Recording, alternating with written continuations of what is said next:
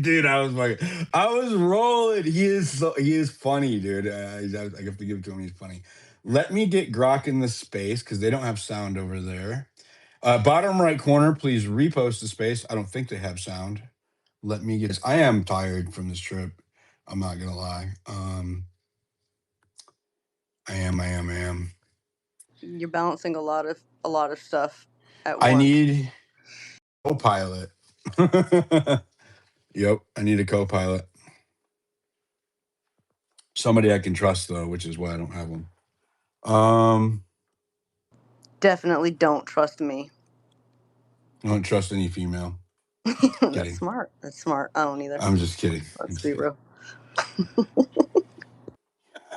Y'all be trouble. Y'all be trouble. Honeypots, you know, we're sent after you by the state. Allegedly. Yeah, multiple states. All states. Not the insurance company. All right, let me get this going. Okay.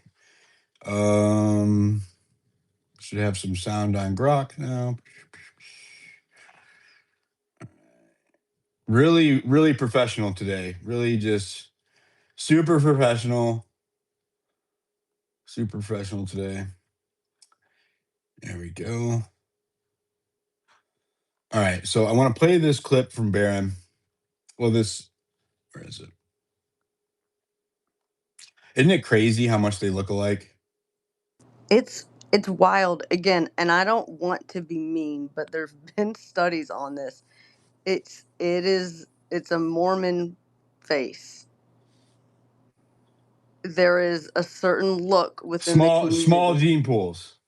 Yes. You can say that. Small gene pools. So I do think that there's no coincidence, and if they're similar and it's a thing, how many other people fall into that category? Good morning, YouTube chat. Like the channel, share it. Thank you so much. I see you guys over there. Also a Mormon shirt. Oh, that's true. Yep, the V-neck. Good point. I saw that on YouTube. Let's see. Yeah, so we had some key things happen yesterday. Man, the Celebrate thing really bugs me.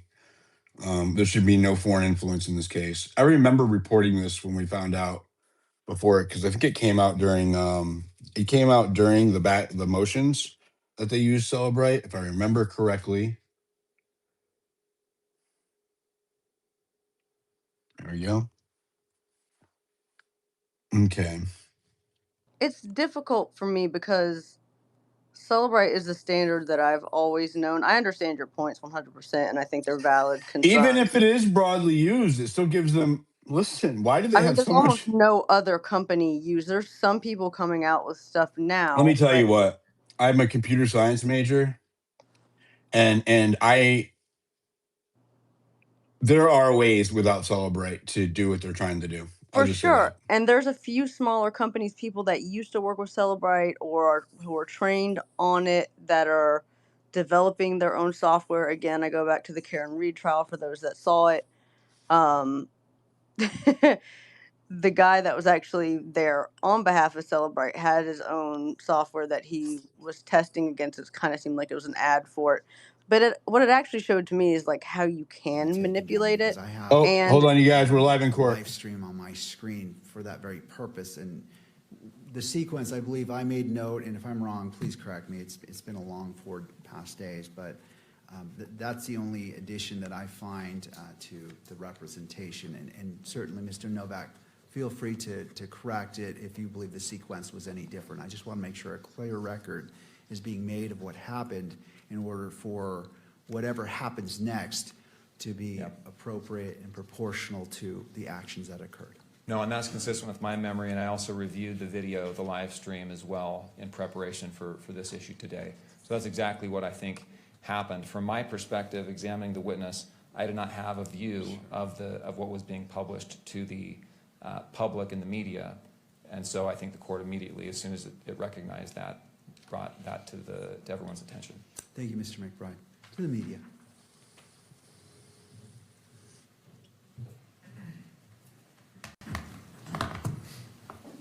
Good morning, Your Honor. Good morning. Appreciate the opportunity to be here to speak on behalf of the media.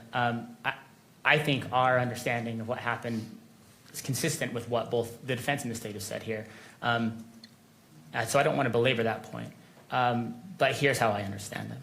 There's two exhibits at issue. Those exhibits were used yesterday in part because the juxtaposition of those two exhibits might have provided some sort of benefit to the court. The first of those exhibits was This is about the note.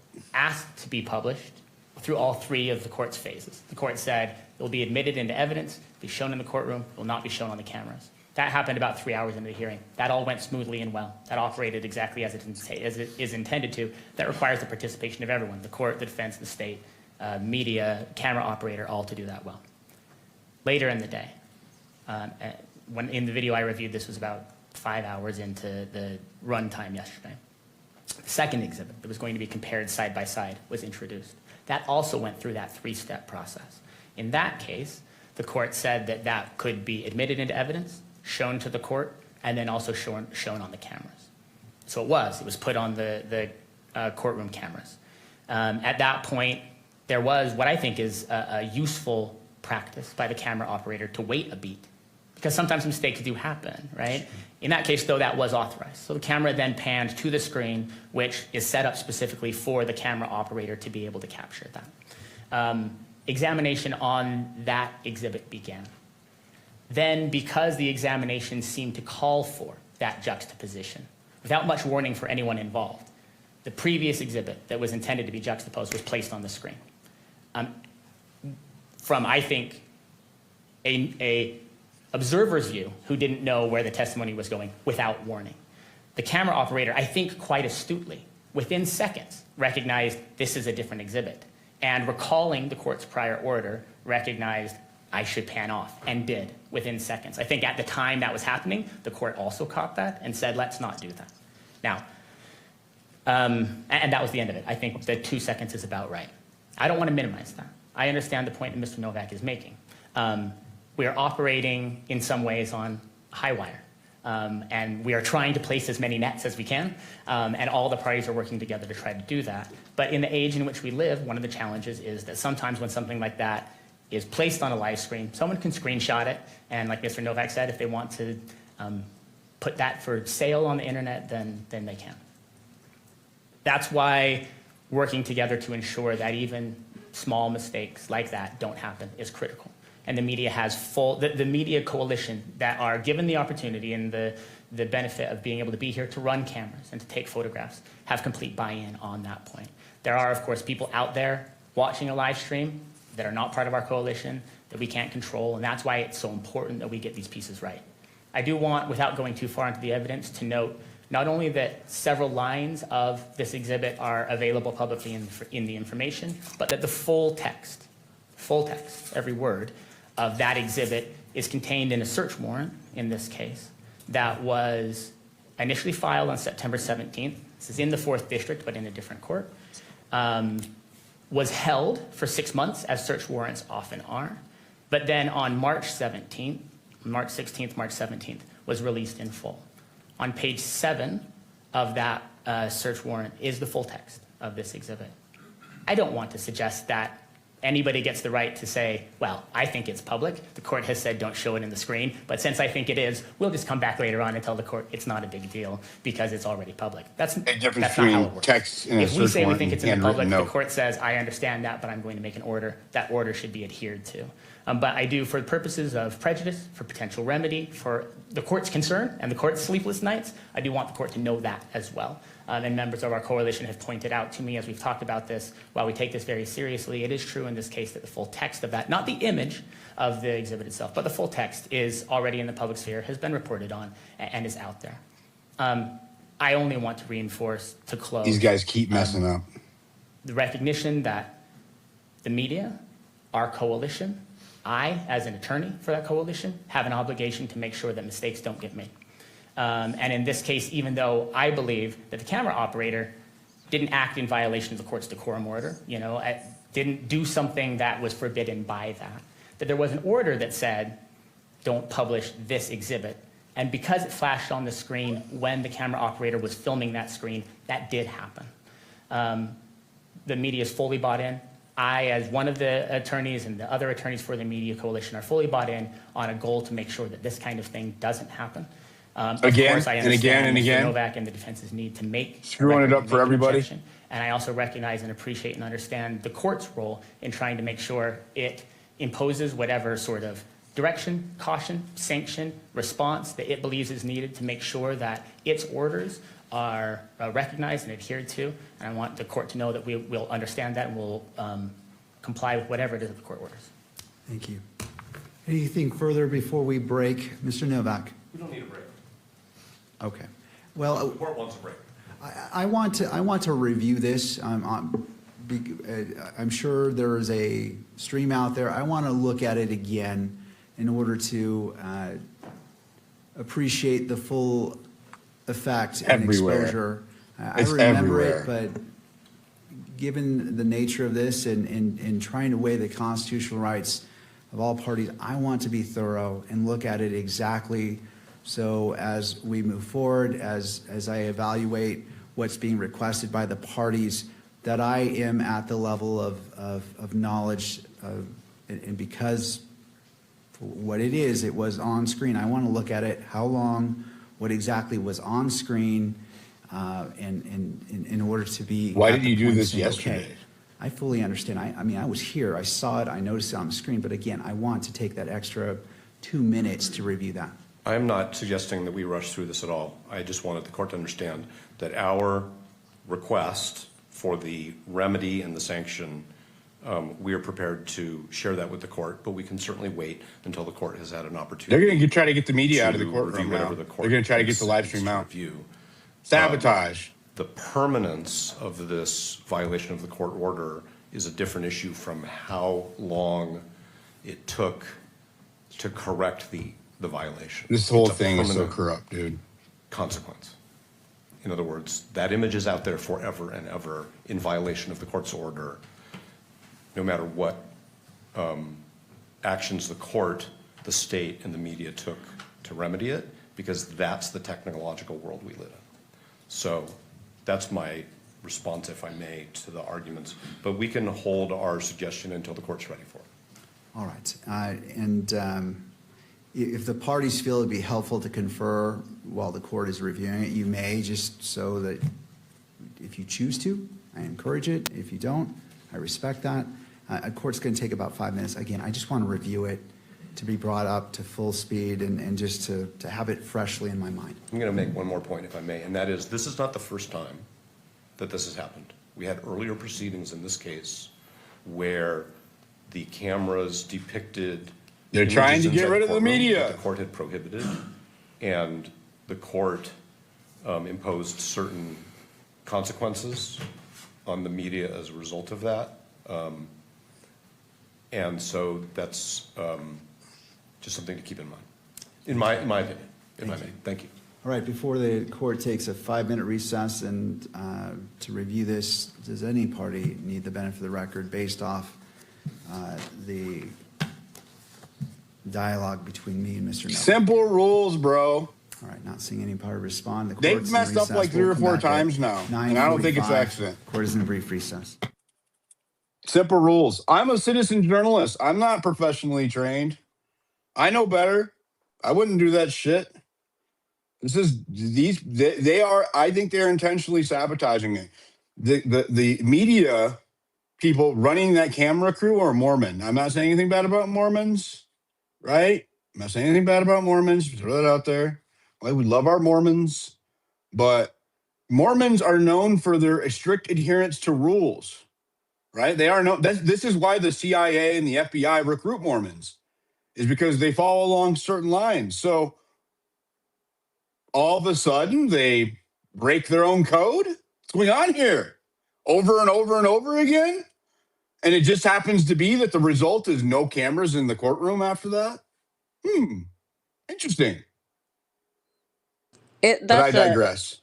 They fuck up a lot, unfortunately, like to the point of like accidentally showing the jury.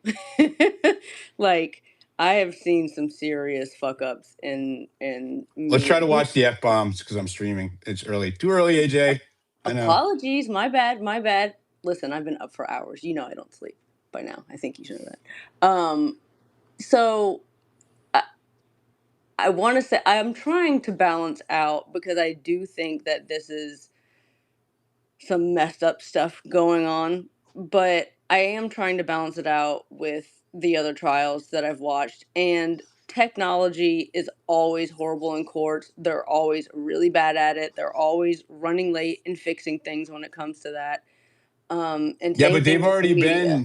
they've already had multiple occurrences of, like, this isn't the first time, right? Like, if I can understand if we hadn't been at court for 10 months, right? And this was, these were day one or even day five, or even, this is multiple occurrences that they have. They're a party to the case. They have a strict decorum. Right. No, for sure. And I Yeah. don't think it's acceptable, right? I think there should be better training. For example, accidentally showing a jury should never ever happen. But it does, mistakes happen is all The I'm YouTube saying. chat is not happy that you're covering for them right now. I'm being realistic with what other trials that I've watched, so they can be happy or unhappy, but this is kind of what I do. I, just observing and I'm trying to be just I'm truthful. just giving you the feedback. Giving You you the know what, feedback. YouTube chat, I liked y'all, but now you can suck it. I wouldn't do that. I wouldn't do that. I wouldn't do that. She doesn't mean it. She doesn't mean it. They can leave. I wouldn't do that. I know. Wouldn't do that. Listen. I love YouTube chats. That's the world I come from. So I get it. All right, you guys, share the space, repost. I thought we were gonna start at 11 a.m. According to AP. I'm glad that I started at 9. My gut told me to go at 9, and then yeah, share that out. I'm gonna put some posts in the jumbotron when you get those moving. Go ahead, RNO, and then Ronnie. Good morning, everyone. Good morning, Diligent. Dude, thank you so much for covering this. I have I guess, a question for the 5-year-old in the room, which is me. Is this a public hearing? And if it is, have, why not make it real public, as in, like, have a camera in there? There is a camera in there. Exactly, but it seems like it's a problem. Well, I mean, it's a problem. It's a problem because the media isn't following the rules. They're trying to ruin it for everybody. Okay, so I just joined up. What happened? Can you just brief it, like Yesterday, 2 sentences? the media. Yesterday, they had a redacted note on one of the monitors, right? And the media panned over when it was not supposed to, and published it. And it was the note, the quote unquote confession note from Tyler Robinson, which it wasn't a real note. It was a note of a picture taken on the phone by Lance Twiggs, fortuitously, I guess. He just happened to say, maybe I should take a picture of this note in case it needs to be used later. So he took a picture of the note and then burned it, Oh, which is destruction of evidence. So the note is not even real. It's a digital copy, I guess. and then why is it not supposed to be public? That particular. Because this is a prelim trial, and it would prejudice the jury. Copy that. Well, the jury alone is not supposed to listen to anyone, talk to anyone, or investigate this case. So We don't have a jury yet. Gotcha. So it's prejudicing the jury pool, right? The jury pool. The public is the jury right now. So the more information that you make him look guilty at, you're prejudicing the jury against him. They're going to come into the courtroom with an already preconceived notion that he's guilty. Gotcha. So basically, they're saying that by showing this note, they're prejudicing people against Tyler Robinson. Is that Correct. it? Mm-hmm. Gotcha. All right. Thank you for because the clarifying. note has not been challenged in court. We don't know if that's his note. We don't know where that note come from. We don't know who wrote it. We don't know when they wrote it. We don't know if it's been digitally altered. We don't know anything about that note. Copy that. Thank you so much. I just wanted to know what's going on. Thank you. Go ahead, Ronnie, and repost the space, everybody. Bottom right corner. We're just getting started.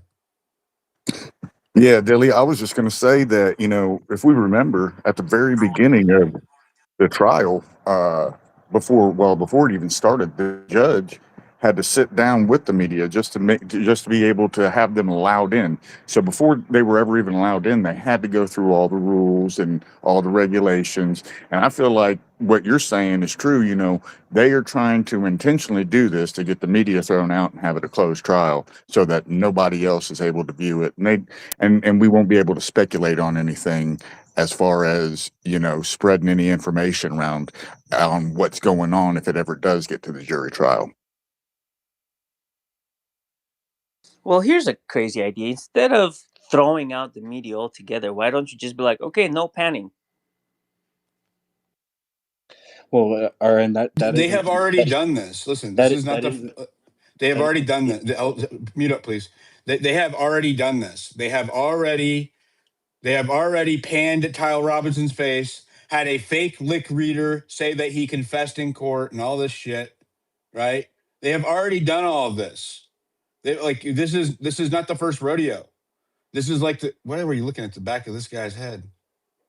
Oh, he's got some dandruff. Bro, you need some moisturizer in that hair. Ooh, and on your skin too. Damn, if that ever happens to me, let me know immediately, please. Please let me know immediately.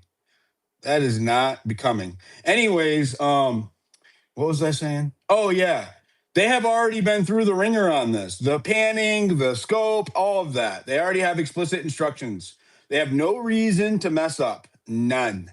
No reason to mess up. They have no reason to mess up. They have a very, very strict window in which they can operate. They had very, very strict guidelines, very, very strict rules enforced by the court, right? So they've already been sanctioned by the court more than once.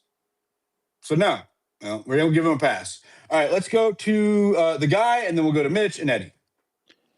Yeah, so I don't think in this case it was actually the media's fault. So they were actually looking at a prior document, and then when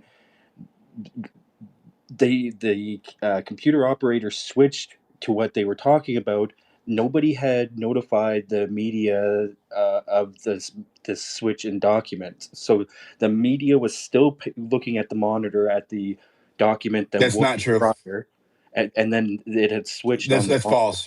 That's not true. Well, They explicitly said. If you didn't notice, the media was pointing the camera up in the air when they called out certain pieces of evidence because they had a sheet with all of the exhibits on them that were tiered. And they said, you have to do this at this piece of evidence. You have to do that at that piece of evidence. Each time an exhibit was called out by its designation, the media has a procedure in which it has to follow instructions given by the court as it pertains to that particular piece of evidence. It failed to follow the operating procedure, period. There's no excuse here. Well, I'll double back to yesterday's, and I'll clip it, and yeah, we'll come back to it then. I mean, even if you do clip it and you go back to it, it doesn't matter. The media had a specific set of instructions that had all of the exhibits on it and what they were supposed to do whenever that exhibit was called. They don't just say, they didn't just throw the note piece, they didn't just throw the letter up there, the note up there without mentioning it first. The exhibit was called out in court. The media is supposed to reference where it's at in the sheet and then follow the instructions for that particular exhibit. It failed to do so. That's all there is. It failed to do so. All right, let's go to Mitch and Eddie. Who's first, Eddie or me? I said your name first. What do you mean? What's going on here? So I don't understand why there's not like a much simpler solution. Is he rugging or is it me? He's rugging. You lost your Mitch. He's rugging. Oh no, we lost Mitch. Eddie, go ahead. Oh no, we lost Mitch. Oh damn, Eddie. Whoa, I think there's somebody took the Eddie, no, whatever you're doing, bro, I'm gonna drop you. I'll bring you back up. Between Eddie and Mitch, I mean. Oh, Hey, Diligent. Did you lose me? Did you guys now I lose can me? hear you. Go ahead, and then we'll go to Miss Lou. I said this should be very much simpler. This should be a fixed camera focused on the screen associated with whatever's supposed to be published to the But they public. can't do that, right? Oh, you mean 2 cameras? Yeah, one camera to be published, and the judge himself pushes a button to turn on that camera. Nobody else. And this way, there can't be any screw up. Can't The rely on some judge camera operating the operator. video switcher? Are you serious? He's the one who decides that it gets published to the public, and therefore he has the responsibility to ensure he'll push the That's button. ridiculous. Oh my god. Come on, dude. Why? Why is that ridiculous? Why Because he's should The you supposed have to be media a? is paying a party attention. to the case. It's not the judge's. It's not the judge's prerogative to designate how the media, what the media But you're shows. They're a relying on some party. camera operator who is subject to making a mistake. Okay. Yeah, but you can't make the judge do something that the judge is not. That's not his responsibility. He's not media. He's the judge.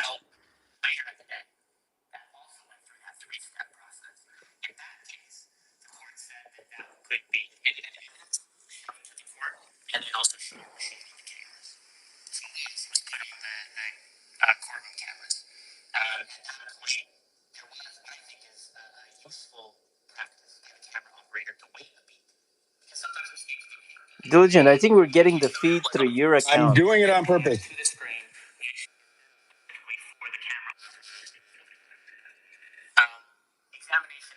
So he even says just to the camera operator is actually giving it a few seconds to give them time to comply with the order, right? So he even said that they did that. So they not only do they have instructions, the actual camera operator that is switching out what exhibits are going, or the monitor operator that is switching out exhibits, is giving them time to adjust their setup so that mistakes like this don't happen. And it happened anyways. So there goes their plausible deniability. So, but Yeah. why is my idea so irrational? Like this way, you don't rely That's on a good others. question. Why is your idea so irrational? I don't know if you're making fun of me. Why is my idea so irrational? Like I'm trying to understand, like why can't it be the discretion of the court instead of relying camera operators? AJ, can you talk some sense into him? Yeah, help me out. I'm not a court Yeah, guy. because it's ridiculous. That's why. Listen, the judge is sitting there weighing the law already. He's already having to focus on so many things and make sure that he knows exactly what's going on. The last thing he needs to do, which people in law are notoriously bad at technology, the last thing he needs to do is be a part of that setup. And these setups are also usually not done through the court. Everything is approved by the judge, but then set up by whoever the media pool running that operation is. That's Fine. why it varies from court to Maybe not court. the judge. Maybe the court clerk would be the one to push the button to say, okay, this is for the The public. You could clerk have separate also has a cameras. set of responsibilities, man. A lot of Okay. responsibilities. I'm The just, court clerk I'm is just, doing a lot. look, my point is more big, more that like, instead of relying on the media to screw up and then get cameras banned in the courtroom, the responsibility be on a court official. That's my only point that I'm trying to get at. That's a good idea, Mitch. In fact, let's use taxpayer money to have somebody standing there all day to decide when the button goes on and off. That I like that That's idea. Not literally what I was thinking. Like, how much more taxpayer money can we allocate towards this? And again, it's the media pool. That's why sometimes the audio is so horrible. It all depends on who's bringing in doing the setup, and that's why sometimes you even have judges that will allow multiple cameras, setups, the size of the courtroom, the angles of the courtroom to see like what you'll actually have in the picture. Some are more AJ, conducive to, do you remember the Simpson trial and how Hollywood it was? Did you unfortunately, get a chance to see any of it? I I You're probably too young. I'm an old lady, so it was very impressive how yeah, but I'm Diligent. I mentioned to you, and I felt this also in the Simpson trial, on the opposite. I thought the defense was extremely, in the Simpson trial, obviously prepared, and communication skills. I mean, you're not going to get better than F. Lee Bailey, but I think the discrepancy, and I'm not saying the defense isn't trying, and I'm not ready to give in that they're compliant. I'm just trying to say that I don't think they have the communication skills which is why they take so overly long to make points that might be more succinctly presented. But I wanted to ask the room, and you, AJ, anybody else who has an opinion, on the ballistics aspect, because I sometimes have to come in and out of the space because I'm trying to work a ranch. Can't always hold the phone. I'm trying to determine if the ballistics was inconclusive. Did anybody get that opinion? That was the word used. That was specifically the word used. It Yeah, doesn't rule it basically, out. It doesn't rule it in.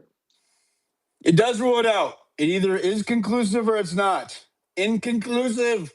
If you listen to the words of the whatever, I don't know, ballistics analyst, she said, "I don't have enough to rule it out, and I don't have enough to rule it in." That is her words. right. That's reasonable doubt, my Which friend. means you can't use it. She's saying she doesn't have enough to prove it either way, which basically means Exactly. it's null. It's null.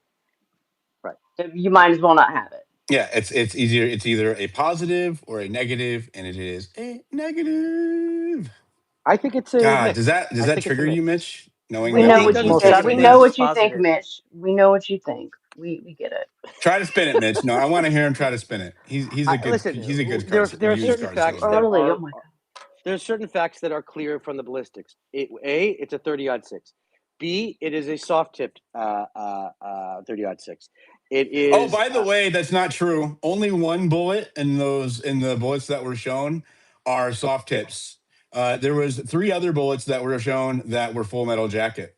By the way, well, thank you I'll so have to look much. at that. But the one that was shown that I saw was Yeah, a the one that was Lockcore. hand selected to be pushed around X yesterday. Yep, yeah, that one. Continue. So you have pictures of the other ones, just out of curiosity? Yeah, they showed them with the writing on them. Okay, let's if you have that, that would be nice to put in the nest, so we see that there is not actually just one brand or one type. In any case, we do know that it is a certain type of bullet, and we do know certain things about it, but it is not enough to say this bullet came from this gun. That is true. So wait, did they Do talk we about know enough to ballistics? say that bullet is what went into that body? Exactly. Did they confirm You that know, it was actually a bullet? No, that we I do don't, have. We have a I, bullet in a body and a medical examiner's report saying we extracted bullet fragments. That's not in question. I don't know. Everything's in question right now. there's just too much that everything should be questioned. And I'm not saying to one side or the other.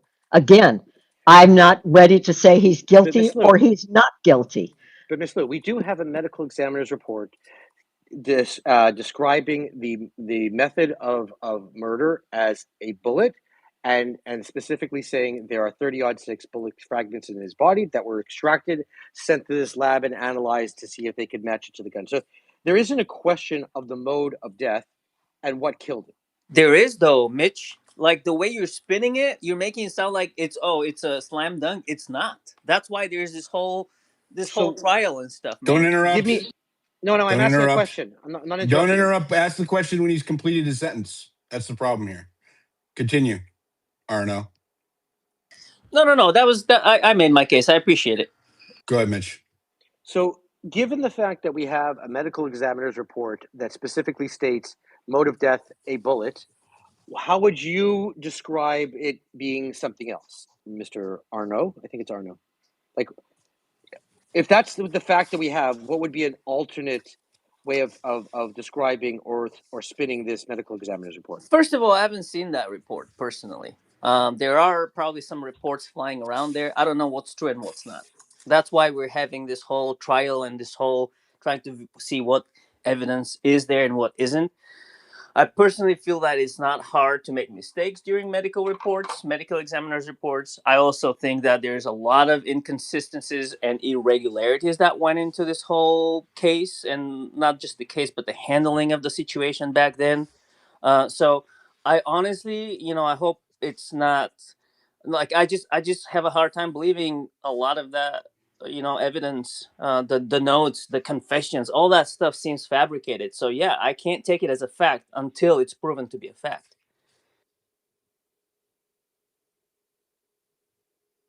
But at Didn't the know ever. moment, it's submitted evidence, right? It is submitted report, but the thing is a report can be It is. It falsified, and is. if It is. It is. What was the term? Unverified, right? No, that's not the term. It's part of Inconclusive. the But the body of thing is, evidence. It's No, part of the no, no. body of It evidence is, but it submitted for has a trial. special, specific designation. It's like it's unverified evidence, right? It's not. It's just a statement, pretty much at this point. It has not been challenged. It hasn't been verified. Hasn't been tested. It is unverified. It's just a statement. That's all it is. It's a statement right now. It's AJ, not so how would evident. you just It's evidence, but it's very low quality. AJ, what would you be the legal way of describing something that is submitted What as was the term we exhibit used evidence? yesterday, AJ? I'd say, well, I would say it's submitted as evidence. The part that, Mitch, you're forgetting a lot of the time is the weight of the evidence, the factor of the weight of the evidence. Oh, that's fair. You're How 100% right. I agree with you. reliable Yeah. is it? And you're putting way more weight into it than we are. We want it to be tested, No, no, and it that's hasn't fair. been. I agree. That's fair. Just because something's submitted, what its probative value, whether it is, how significant it is something that can only be tested in trial. That's a fair point. I agree with that. Mitch, I don't think I can take another day of you interrupting the co-host and the host. So, just wait until everybody gets done I got talking, it. bro. I'm moderating him. Thank you. I mean, I guess if you want to chastise him, It's many okay. people My wife does the appreciate same it. thing, so it's cool. Don't worry about it. no, as long as we kind of He was the one that kept clarify. typing "Shut up, Mitch" in the YouTube chat yesterday. He must feel good to be able to say it in person. I just want to That's put it on the hilarious. record as long as we clarify that Mitch's statements earlier from like, oh, this is a fact, this is accepted fact, all of this, as long as we agree that none of this is a fact and it's not like an evidence or a factual base. But it's being treated as fact. You Well, have, that's the problem. That's why I'm, speaking against what Mitch is saying. Like, no disrespect, but if it's not a fact, we can't present it as such. So That's my point. I take the perspective that unless I have something, here is a fact from my perspective. It's submitted as evidence. I treat it as real until I have something that unless it doesn't suit your narrative. until Yesterday, it's like when I yeah. said, hold on, I just want to point out yesterday, and someone pointed this out to me after the space. Yesterday, you told me that you're like, just from an image, you can tell that it's a Full Metal Jacket without any other kind of verification at all. And then one of your buddies posted that it wasn't a Full Metal Jacket, and you ran with it as if it was scripture. You don't hold the same standards objectively when it comes to these things. When it suited your narrative, when it didn't fit your narrative, you said that I was ridiculous for espousing the idea that it was a Full Metal Jacket based on the picture alone. And then later, when a different person, based on the same picture, said that it is actually a centrifuge or whatever they call them, right? Core lock. It's called core lock. Remington core lock. You ran with it. You ran with it like it came out of the is it the Torah? You ran like it was scripture, right? You ran with it. All of a sudden, that picture in someone's opinion is solid science, right? So you are biased, right? That's You okay. are biased. I didn't take my opinion. I took somebody who is in the ammunition field, Somebody else's Uh-huh. opinion, Mitch. and Yeah, somebody said else's opinion. the brand marking and the name of the bullet is on the bullet, and showed the box of the bullet. This is the brand, and the brand of the It bullet. wasn't it wasn't the It's brand not marking that was visible, but it was the tip.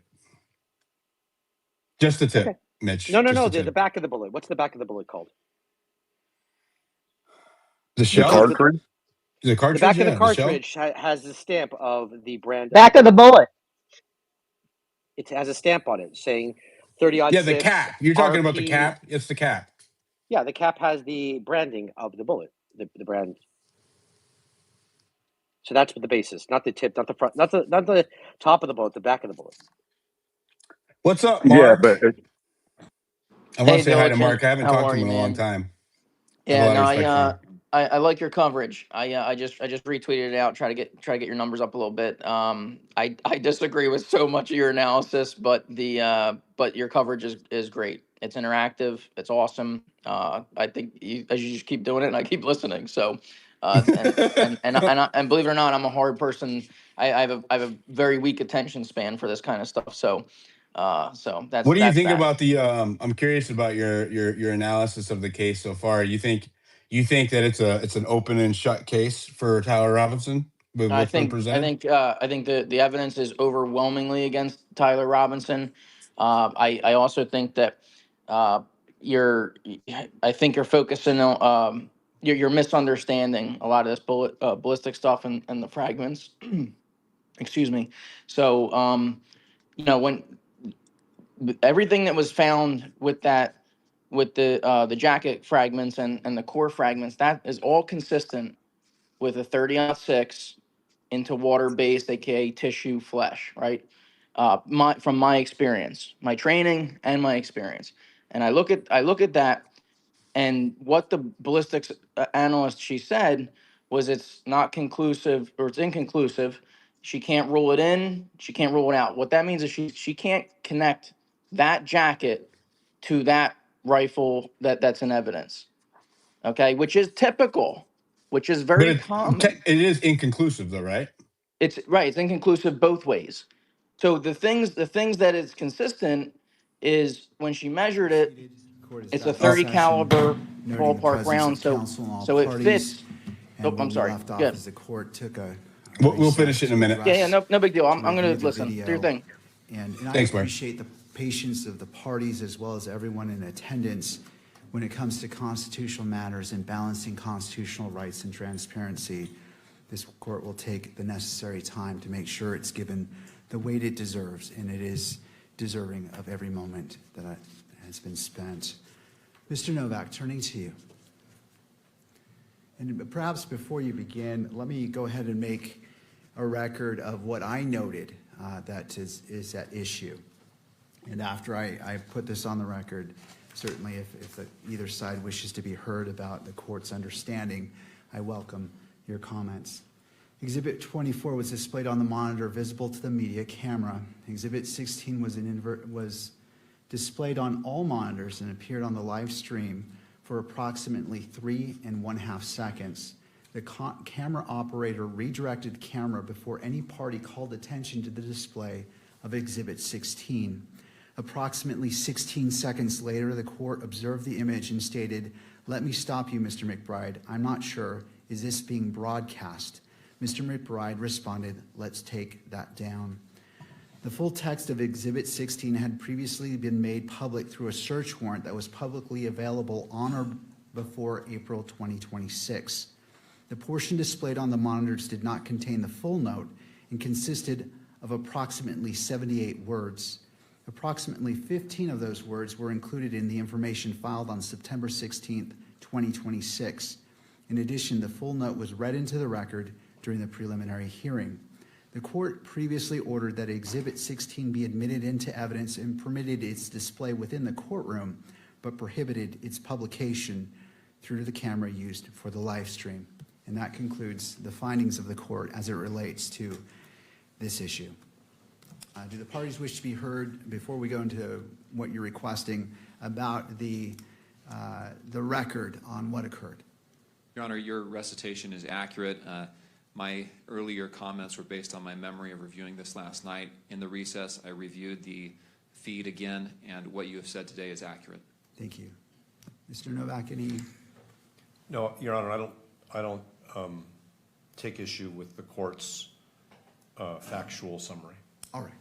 Turning to you, Mr. Novak. Thank you, Your Honor. New We're clip gonna up in the review our Jumbotron. Go request share it. to Thank you. exclude all electronic media coverage from all future proceedings. That was our motion docketed at number 305, and that included video They're trying to get us out of the cameras, still courtroom. photography, and audio.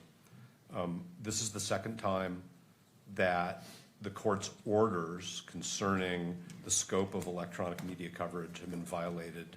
I'm a baseball fan, and I just don't think the court needs to wait for the third strike. 2 strikes is enough. If I may, the alternative remedy, which we think is not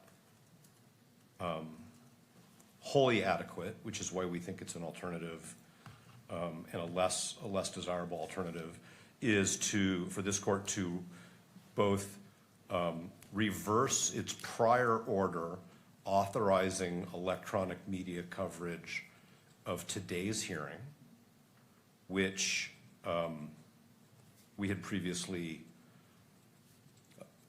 filed an objection to after the court, I would say, preliminarily granted the requests for today. That was sort of the chain of events. And that the court proactively preclude electronic media coverage at the last day of the preliminary hearing, which will be September 1st. Now, I understand that there has not yet been a request for electronic media coverage for September 1st, but there is no doubt that there will be. Just as this court previously observed that it wasn't prepared to preclude electronic media coverage at the preliminary hearing because there had not been any requests, there were requests, and those that were timely were all granted. The court denied one request because it was not timely for one particular day. So I guess the way it would be is any request for electronic media coverage of September 1st will be denied because that's the appropriate sanction for what happened yesterday. The fact that the content of the exhibit was previously summarized by the state in certain documents which became public because the state didn't take any actions to seal them beyond the 6-month period. The fact that the contents of the exhibit were read in open court is not the issue. The issue is when the court issues an order, everybody must comply with it, and there are reasons for the order. And the reasons, as this court stated, are to protect Mr. Robinson's right to a fair trial. So no doubt that the court balanced those prior ways in which the content of this exhibit had already been disclosed when the court decided that there would not be electronic media coverage. That's a fact that we have all known of that exhibit. That's a fact that we've all been aware of as we've gone along. So to summarize, and then I will stop because I know we still have a witness here, and of course the court needs to hear from the state and counsel for the media, I suspect, is we would like the court to reconsider its order denying motion 305 and grant it for the balance of all of the proceedings in this matter, or as an alternative, the court prohibit any further electronic media coverage of the preliminary hearing, which includes September 1st. Thank you, Mr. Novak. Thank you very much. Turning to the state and then to the media.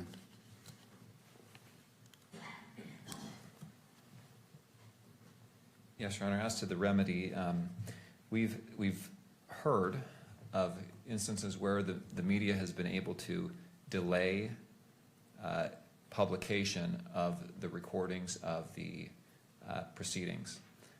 We've heard of instances where that has been a short delay of like 30 seconds. I've talked to the media attorney about this, and they do not have the capability to do that right now. My suggestion would be for future proceedings to order the media to look into that capability, and that would be a remedy that perhaps could be used in the future. I think that would be a satisfactory remedy to avoid this type of thing in the future. As to the other remedies requested, we have one witness. The final witness, well, the defense has one witness.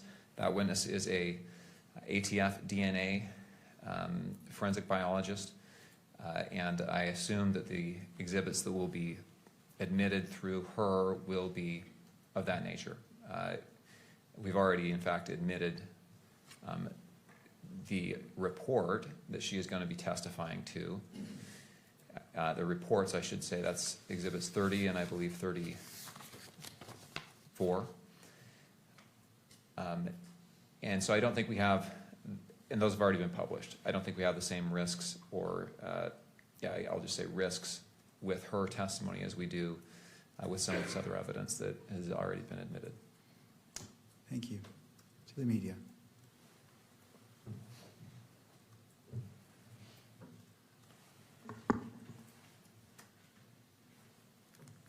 In a proceeding like this, the parties in the court and the media are working together to learn and to refine their processes. I hear Mr. Novak's remarks about challenges that we've run into in the past. I recall, it hasn't been that long ago, a time when the camera was placed in a location in the courtroom that was causing challenges. The court moved it. When there were challenges with aspects of the court's ruling, the court reiterated those, and those processes improved. We are getting better at this. media is on board and recognizes the court's obligation and its significant efforts to balance the interests here. In light of the court's ruling, including its recognition that the media operator in this case beat almost all of us to the punch, right? And saw what was happening on the screen and moved away as quickly as they could. We believe that the procedures that the court currently has in place, even if they don't, every moment of every hearing, deliver the result that we are intending to deliver. Those processes are working. I don't believe that a further adjustment, much less a sanction, much less a revisitation of something that says let's keep every photographer, every camera out of this courtroom for every proceeding. In light of the court's well-reasoned and exhaustive rulings after long briefing on all of this, the court is currently balancing these interests correctly, and we therefore ask the court to allow the parties to recognize that the time we're dedicating this morning represents a reiteration of the importance of these principles. The media and the parties all recognize that, and we'll continue to endeavor at all times to do all that we can to ensure that those are adhered to, and let the parties go forward under the current procedures without further order or sanction by the court. Thank you. Any further arguments before the court issues its ruling? No, but thank you for the opportunity.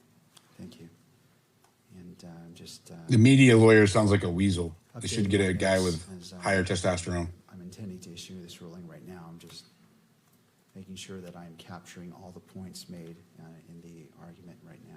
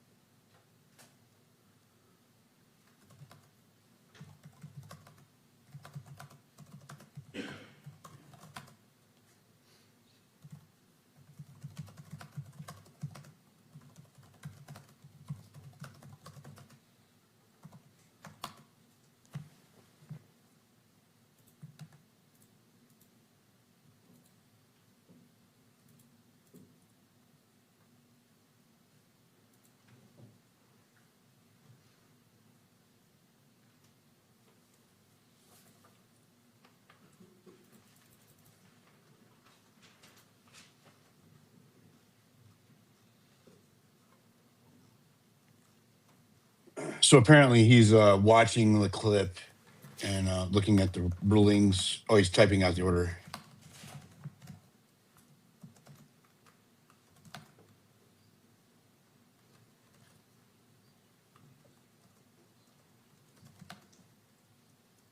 You know, he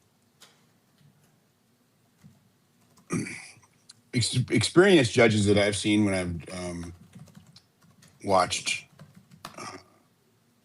murder trials, they'll often take things under advisement and then come back to it later on, for two reasons. One, that gives them time to look at precedent and make sure that they're not going to make a ruling that is going to get flipped over in appeal, because no judge wants that. That doesn't look good for them. And then two, it allows them to understand the full breadth of the law, the Constitution, and the severity of the whatever's issue is that they're taking, that they're looking at, taking into account. And I have not seen him do that, which is interesting. Yeah, he's a day one judge. I'm not joking. This is his first trial. Not his first case, but it is his first trial ever. So, Diligent, while we have a moment here, I went back and I found the timestamp. It's 5 hours, 11 minutes, and 16 seconds. And you can see that they're showing the burnt image, which was accepted into the courts and allowed to be viewed by the media. But when they go to talk about the next image, the computer operator switched the image and nobody informed the media that you needed to be switched off of this. Did they announce the piece of evidence? That's the thing, is he switched it immediately after. So he switched it before they announced the piece of evidence? So like it's like it happened so quickly that I don't understand why you're not answering the question. Did they read off the designation like 2C1 and then he switched, or no, did he switch and it then they was announced it? switch, and then he says, "I'd like to show you this evidence," and to like it So the happened switch so happened quickly. before the announcement. Yeah, it happened so Okay, quickly that the burnt image of the letter that's was fair. on the That's fair. screen, and then it switched. Is the media operator the one running the TV? I think it's the prosecutor that's running the TV. No, Oh, so the prosecutor sabotaged it. that's kind of what I was. Whoever's operating the computer is the one that's the We need to live stream. find that out, because if it was the prosecutors, that's huge. Yeah, and it's the timestamp I grabbed off of the court TV live stream, and that's again 5 hours, 11 minutes, and 16 seconds. You'll be able to see the burnt image, and then the sudden switch to the unburnt image, and the unburnt image was not supposed to be And shown what video is that you're talking about? Is it yesterday.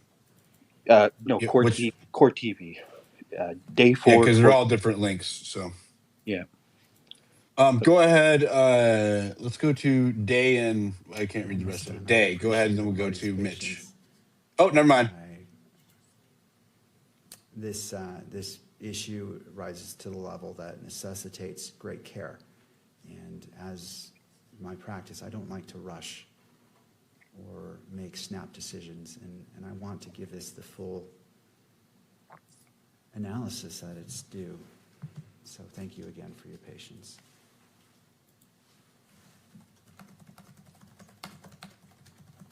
All right, go ahead.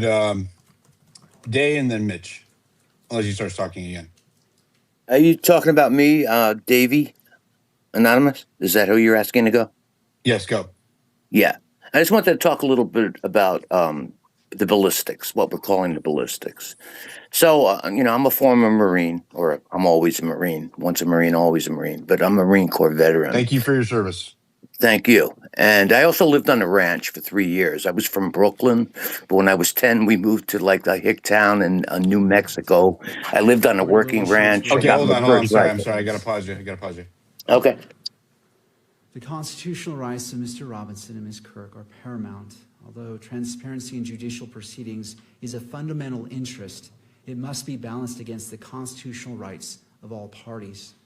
Having considered the arguments presented by counsel, and having reviewed the events that occurred yesterday, the court finds that its order prohibiting the publication or broadcast of Exhibit 16 by the media camera was violated. The court agrees with the defense that this constituted a violation of the court's order. Compliance with court orders is essential in all proceedings and is of particular importance given the nature of these proceedings. With respect to defense's request as a sanction that the court reverse its ruling on defense motion 305, motion to exclude cameras, the request is respectfully denied. The analysis underlying the court's prior ruling remains unchanged, and the court adheres to its reasoning and conclusions. With respects to the defense's alternative request as a sanction to prohibit all cameras and electronic equipment from today's proceedings, thereby preventing the electronic capture of the proceedings for those inside and outside of the courtroom, the request is granted in part and denied in part. Effective immediately, members of the media shall no longer capture or broadcast any exhibits displayed by the parties during today's proceedings. The court finds this sanction to be proportional and appropriate in light of the violation of the court's prior order. The court reserves this sanction as it relates to September 1st. It is not before the court. There has not been a request for electronic media coverage, and the court won't issue a pre-ruling.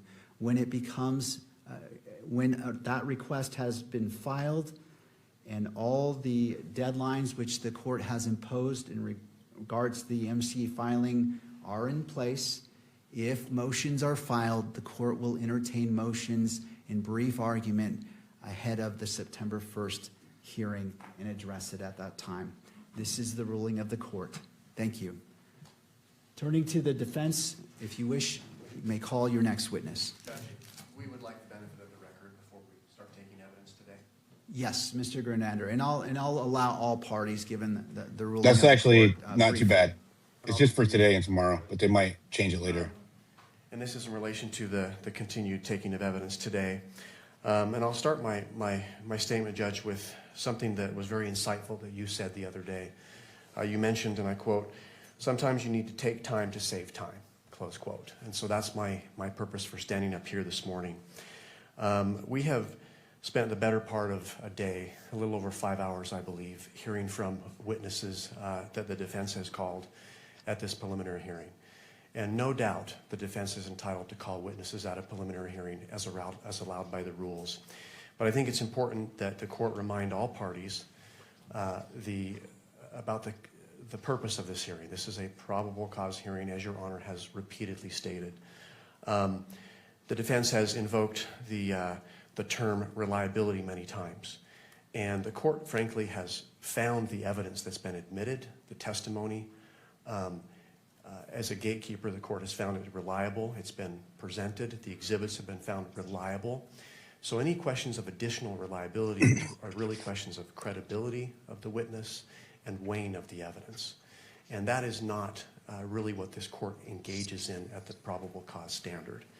And so this is all couched in the context of a likely forthcoming standing objection that the state may lodge if the testimony is long and drawn out and exceeds the scope of the preliminary hearing, gets into areas of a 702 hearing, possibly even trial.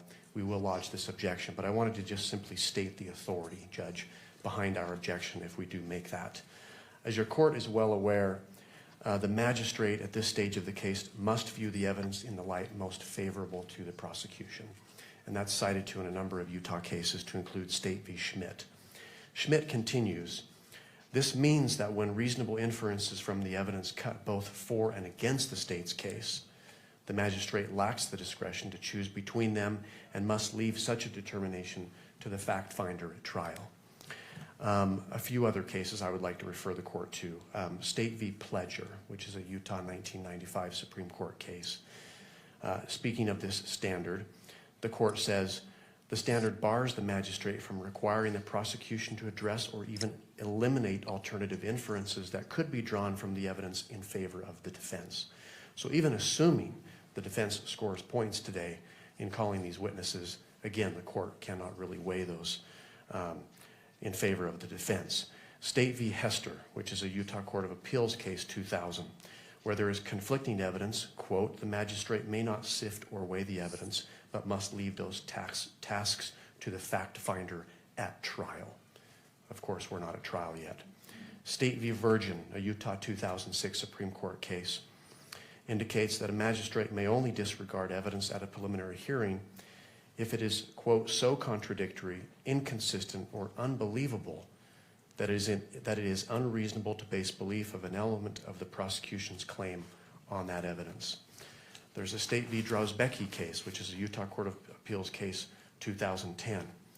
Magistrates may only disregard or discredit evidence that is wholly lacking and incapable of creating a reasonable inference regarding a portion of the prosecution's claim, but must leave all the weighing of credible but conflicting evidence to the trier of fact.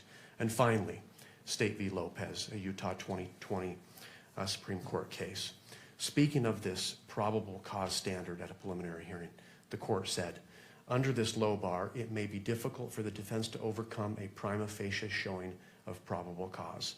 Even an alleged victim's recantations may sometimes be insufficient, given that the magistrate must view all evidence in the light most favorable to the prosecution and draw all reasonable inferences in favor of the prosecution," close quote. Judge, Your Honor has heard 4 days of testimony now. The evidence is overwhelming. It's devastating. And the question needs to be asked, the purpose of continuing with testimony if it's long and drawn out.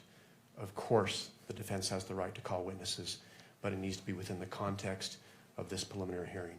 So again, we may be lodging a standing objection of relevance and exceeding the scope of this hearing.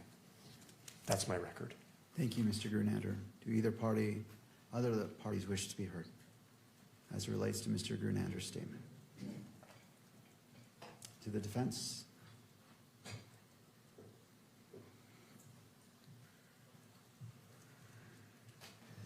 I'm not sure what was being requested by Mr. Grunlander. As I indicated to the court during the testimony of the last witness, we had discussion with the state prior to the start. We had a scheduled date for the court to rule on objections. And the purpose of that hearing was so that we wouldn't have to fly witnesses out from the East Coast if there was going to be a standing objection. Prior to that hearing taking place, the state contacted us after they had participated in interviews of Ms. Oliver and the other experts, and indicated to us, and we indicated to the court, that there was going to be no standing objection to the testimony of these witnesses. So if he's lodging a standing objection now, I think he's waived it, or he should be stopped from asserting it given the circumstances.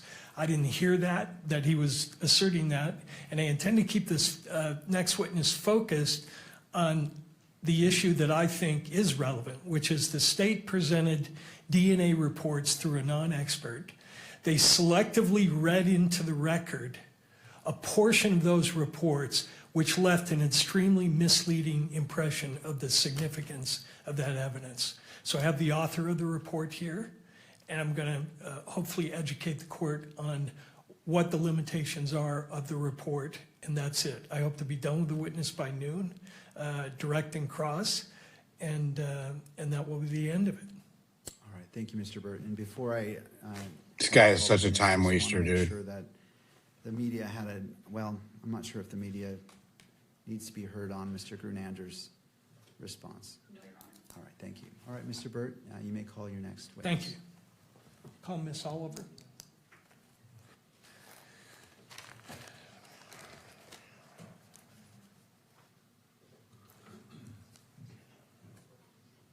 Ms. Oliver, if you'd like to come forward and be sworn in. You do solemnly swear that the testimony you shall give in the case now pending before the court will be the truth, the whole truth, and nothing but the truth, so help you God. All right, ma'am, you may be seated.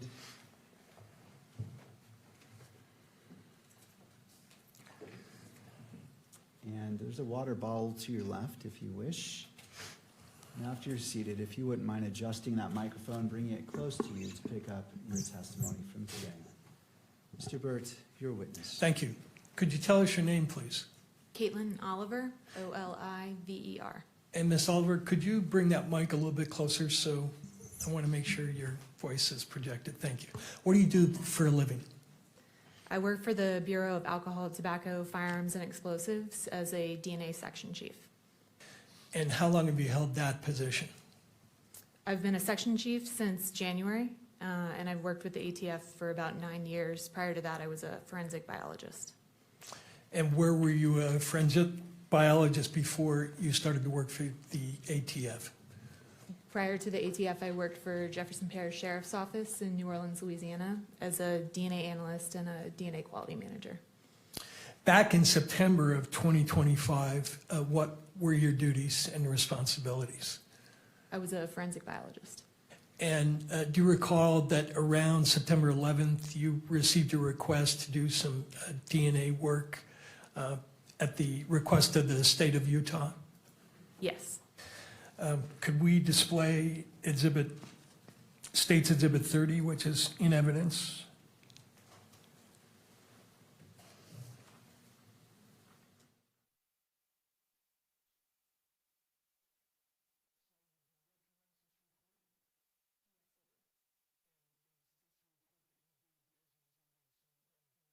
So they're redacting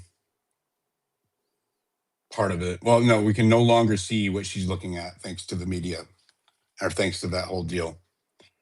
So they're not going to show us the camera or the monitor anymore as a result of that. That's what his order was for today. And then maybe in future, like, it's going to strengthen the defense's argument later on if they don't want us to be able to use cameras during the trial or on September 1st. Crazy. Absolutely crazy. Why are you laughing, Mitch? You don't want to be able to see? I lost audio. No, I can hear you. Okay. Yeah, we can only, but I think Mitch is laughing because he thinks it's in the bag. so are they not gonna like even explain any of the exhibits to us now? It's like we're just gonna sit in silence. Certain exhibits, the audio is already ordered to be redacted. It's just a visual component, I believe, it's been that is restricted right now. So this happened yesterday all day. Did you want me to finish up what I was saying, or? Go ahead. Yeah, so I was just talking about how I was living on a working ranch from 10 to 13, from Brooklyn, New Mexico, then You don't back have to to Brooklyn. qualify it. You can just give me your Okay, opinion. so I shot a lot of rifles, is what where I'm getting to, and in the Marine Corps, M16. And when we're talking about ballistics, we're using the word interchangeably for different things. So when they do an autopsy on the body and they find bullet fragments, they can tell what kind of bullet it came from. But that does not tell us what kind of rifle it came from, because different rifles shoot multiple different types of rounds. Like a 30-06 can fire many different rounds, and some of them are interchangeable. So finding a bullet fragment does not say it was shot by a 30-06. But usually what we mean by ballistics is we want to not only identify the weapon, but a particular weapon. And what it is that each gun, handgun, long gun, the barrel of the gun has certain qualities which are different. In other words, they're not all uniform. You make 59 millimeter Berettas, they're not all exactly the same. There's little glitches in them. And by using that, if they have the weapon, they can match it to the weapon. All right. But we do know that there was a round found in his body. All right. That's not disputed. And it was frangible. It was a round that breaks up. We don't know that yet. I thought that they had proven that it was We have frangible not round. seen the ME's report. We haven't.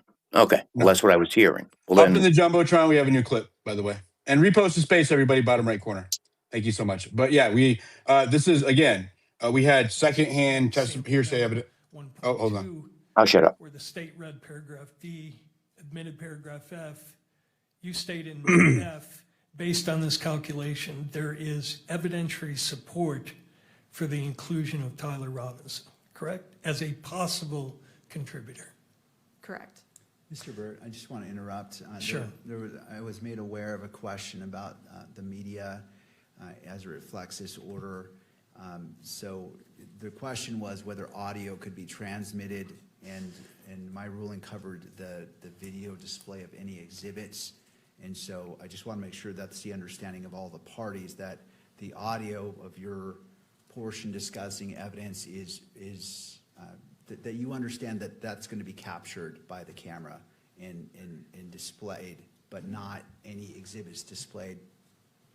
Is that your understanding? That is my understanding of the court's ruling, yes. And to the state? Yes. And to the media? Yes, Your Honor. There might be concern about the actual monitors, the counsel table, and podium. Any clarification on that? Well, that's why I give my notation to begin the morning that the parties are responsible to monitor their monitors, and that's there because they're entitled to view it, but they're responsible to ensure that the monitors, as the camera is picking up the courtroom, it's directed not to focus on the monitors, but inevitable capture may occur, and that's why that instruction is given. Your Honor, Jeff Nye on behalf of the victim representative. You cannot see the court from where we're sitting, so I don't know if there's a way for us to view the monitor.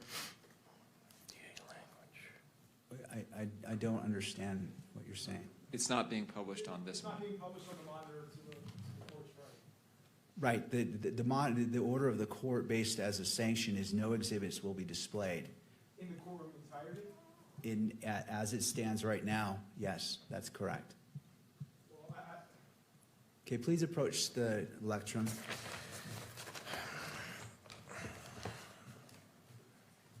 Your Honor, it's just hard for the victim's family to be able to follow the evidence if everyone but the victim's family is able to view the exhibits here in court. Thank you. I appreciate your concern. This monitor is not on either. So it's only the attorneys. The attorneys have a right to view what exhibits are being displayed, to make their motions, objections, and to see it. It is the court's discretion on what's displayed in the courtroom for publication, and the court issued a sanction given the events of yesterday, and that's the court's ruling.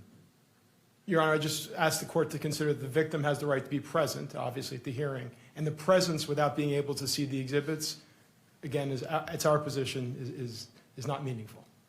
Thank you. I appreciate your concerns. Mr. Burke.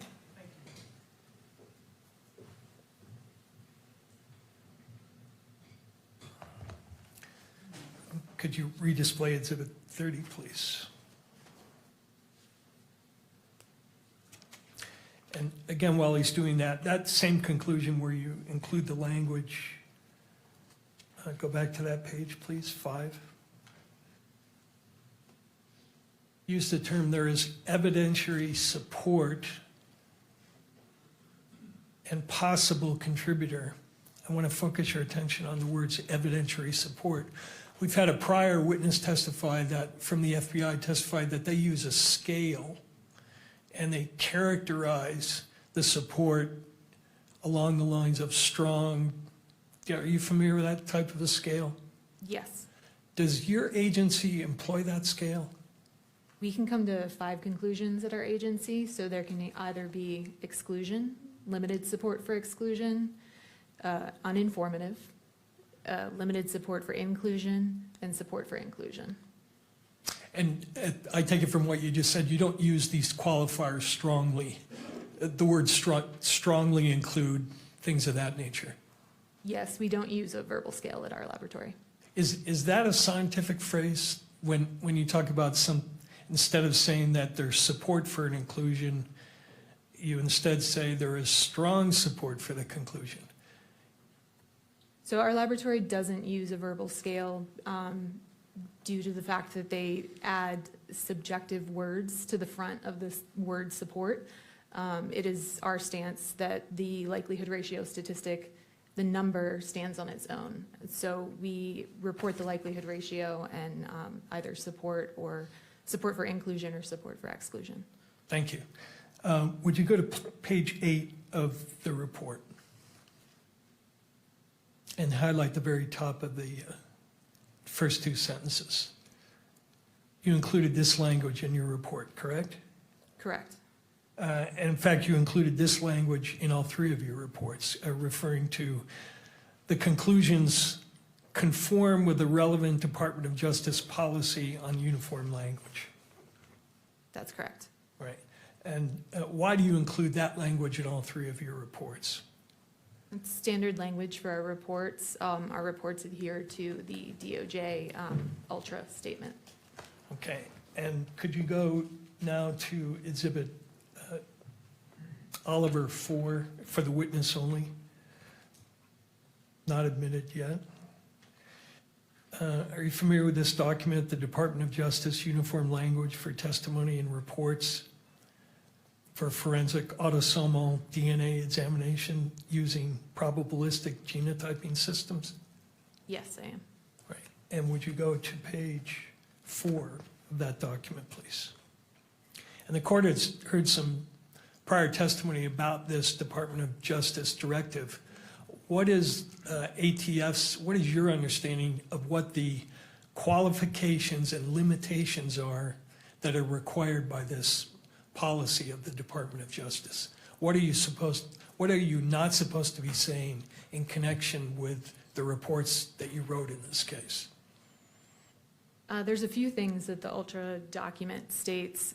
First, it states if you use a verbal scale, which we do not, then you need to use the one dictated in the document. This is in an effort to unify the language coming out of DOJ laboratories.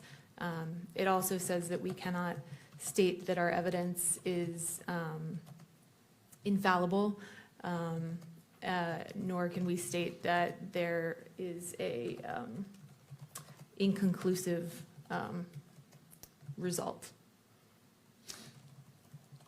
Shall not state that it's infallible or have a 0 error rate, correct? Correct. It also states, does it not, that you shall not assert that a likelihood ratio of any magnitude provides an absolute identification or source attribution of an individual to an evidentiary sample. Correct. And are your reports in conformity with that? You're not stating or implying that anything you did here is asserting an absolute identification of someone as the source of any of the evidence that you examined, correct? Correct. With forensic evidence, it's impossible to state with 100% certainty anything. That's why we report a likelihood ratio, to speak to that uncertainty with a statistic. All right, and would you go to the next page of that document? This policy requires that you not state or use the expressions reasonable degree of scientific certainty, reasonable scientific certainty, or similar assertions of reasonable certainty. You didn't do that in any of your reports, correct? Correct. You're not asserting anything with respect to any reasonable degree of scientific certainty. Correct. Correct. Now, when you can take that down. When did you first receive the assignment in this case? I would have to refer to my case record to know the exact date. Do you have those in front of you? I do not. Okay. Let me pull up Oliver 3 for the witness only. Well, this guy is boring us to death. Go share all of the posts up in the Jumbotron if you haven't done so already. Thank you so much. And go to the third page. Does that third page help refresh your memory on when you may have received this case? Yes, on September 12th, 2025. Okay. Is that when you first started doing work on the case, do you think? Yes, it is. Now, prior to doing work on the case, did you receive permission from someone to consume any samples in the case? Yes, I did. And could you go to page 15 of those case notes, please? Again, for the witness only.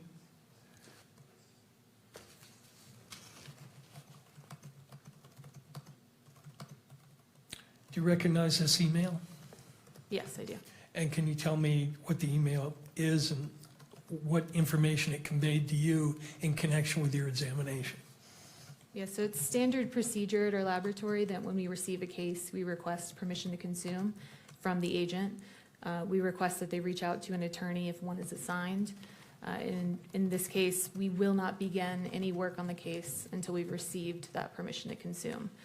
So this email is us receiving permission to consume the samples and move forward with testing. Now, does your policy have, does your lab have a policy for preserving samples for independent testing by the defense? Where possible, we will not consume samples where it's possible. And that policy is a longstanding one, not only in your lab, but pretty much everywhere in forensic DNA analysis, right? That's correct. Goes back to 1996, does it not, when the National NRC recommended a policy that samples be split wherever possible at the front end of the analysis to allow for independent examination. Where possible, yes, that's correct. Right, and they did that because it was their conclusion, was it not, that a wrongfully accused person's best insurance against the possibility of being falsely incriminated is the opportunity to have the testing repeated.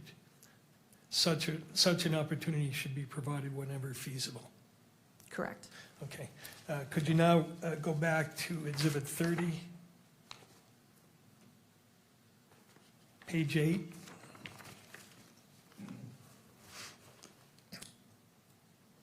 Were certain DNA samples consumed in your analysis? Yes, they were. And for the record, are those listed on page 8 of your report? Yes, they are. Which samples were entirely consumed in your analysis? That would be exhibits 1.4, 1.6, 1.9, 1.10, 1.12, 2.1, 3.1, 4.1, and 5.1. Okay. Then are there a number of samples listed above there in the report where you say the DNA extracts will be retained? And then you list 1.1, 1.2, 1.3, 1.5, 1.7, 1.8, 1.13, 7.1, and 8.1. Correct. Does that mean that those are all swab samples, correct? They were swabs, yes. All right. Does your report mean that you consume the swabs, but you have some liquid extract remaining as to those samples? Correct. Now, are all of the samples, let's talk about the samples in Plaintiff's Exhibit 30. Were all of the samples you looked at there mixed samples? Could I refer to my tables in my report? Sure. Go to page 2, please.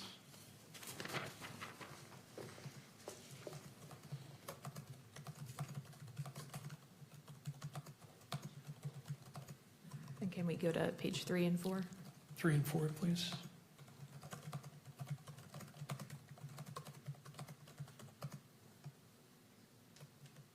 With the exception of the known samples from the known individual, that was a single source sample, but otherwise the evidence samples were all mixtures. And in many cases, they were mixtures of sometimes 4 and 5 people, correct? Correct. Now, when you look at mixtures, such as the ones in this case, you use terms like major and minor contributor, right? Correct. Is that language meant to convey that anything with respect to activity of anybody who might be assigned to that DNA weight? In other words, are you saying the person you label as a major contributor was engaged in any sort of activity? Is there any connection between the use of that language and activity? None of the testing that I performed could speak to activity or what activity led to the deposition of the DNA. So nothing in your report, if somebody reads that and says, oh, this one says this person is a major contributor, you're not commenting on anything about the person's activity, correct? Correct.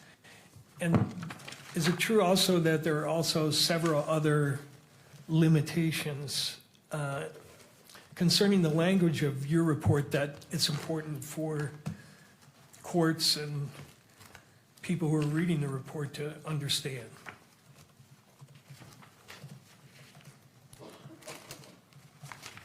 I'm sorry, what was the question? Are there other limitations in addition to the one we just reviewed that it's important to understand about the language you use in your report? In terms, is there something specific that you're? Yeah, there is. Could you go to Baker Exhibit 30, page 1, for the witness only?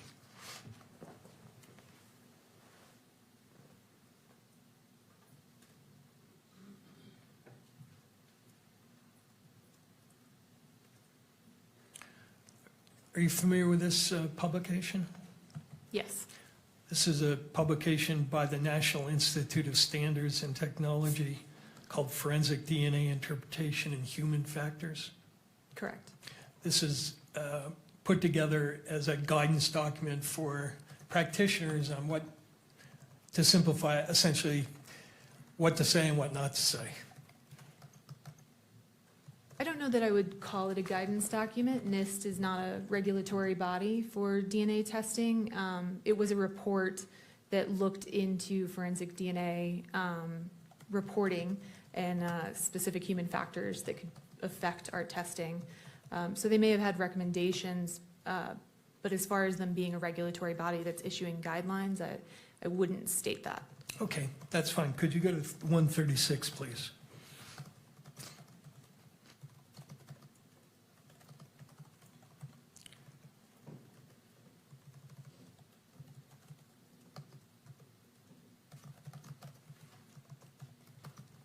$136.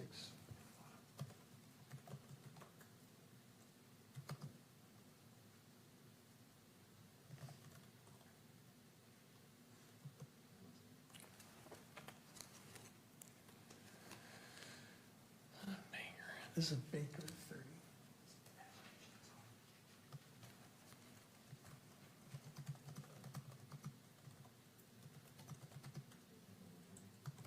Keep going.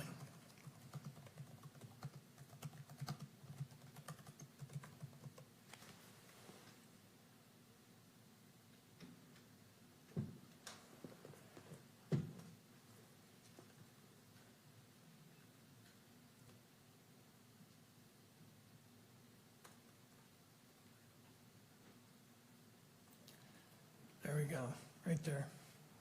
Wait, 135, I'm sorry. And then scroll down to the next page. So they're making recommendations here as to how the report should be worded, correct? Correct. Let me ask you whether you agree with some of these limitations, or they call them caveats.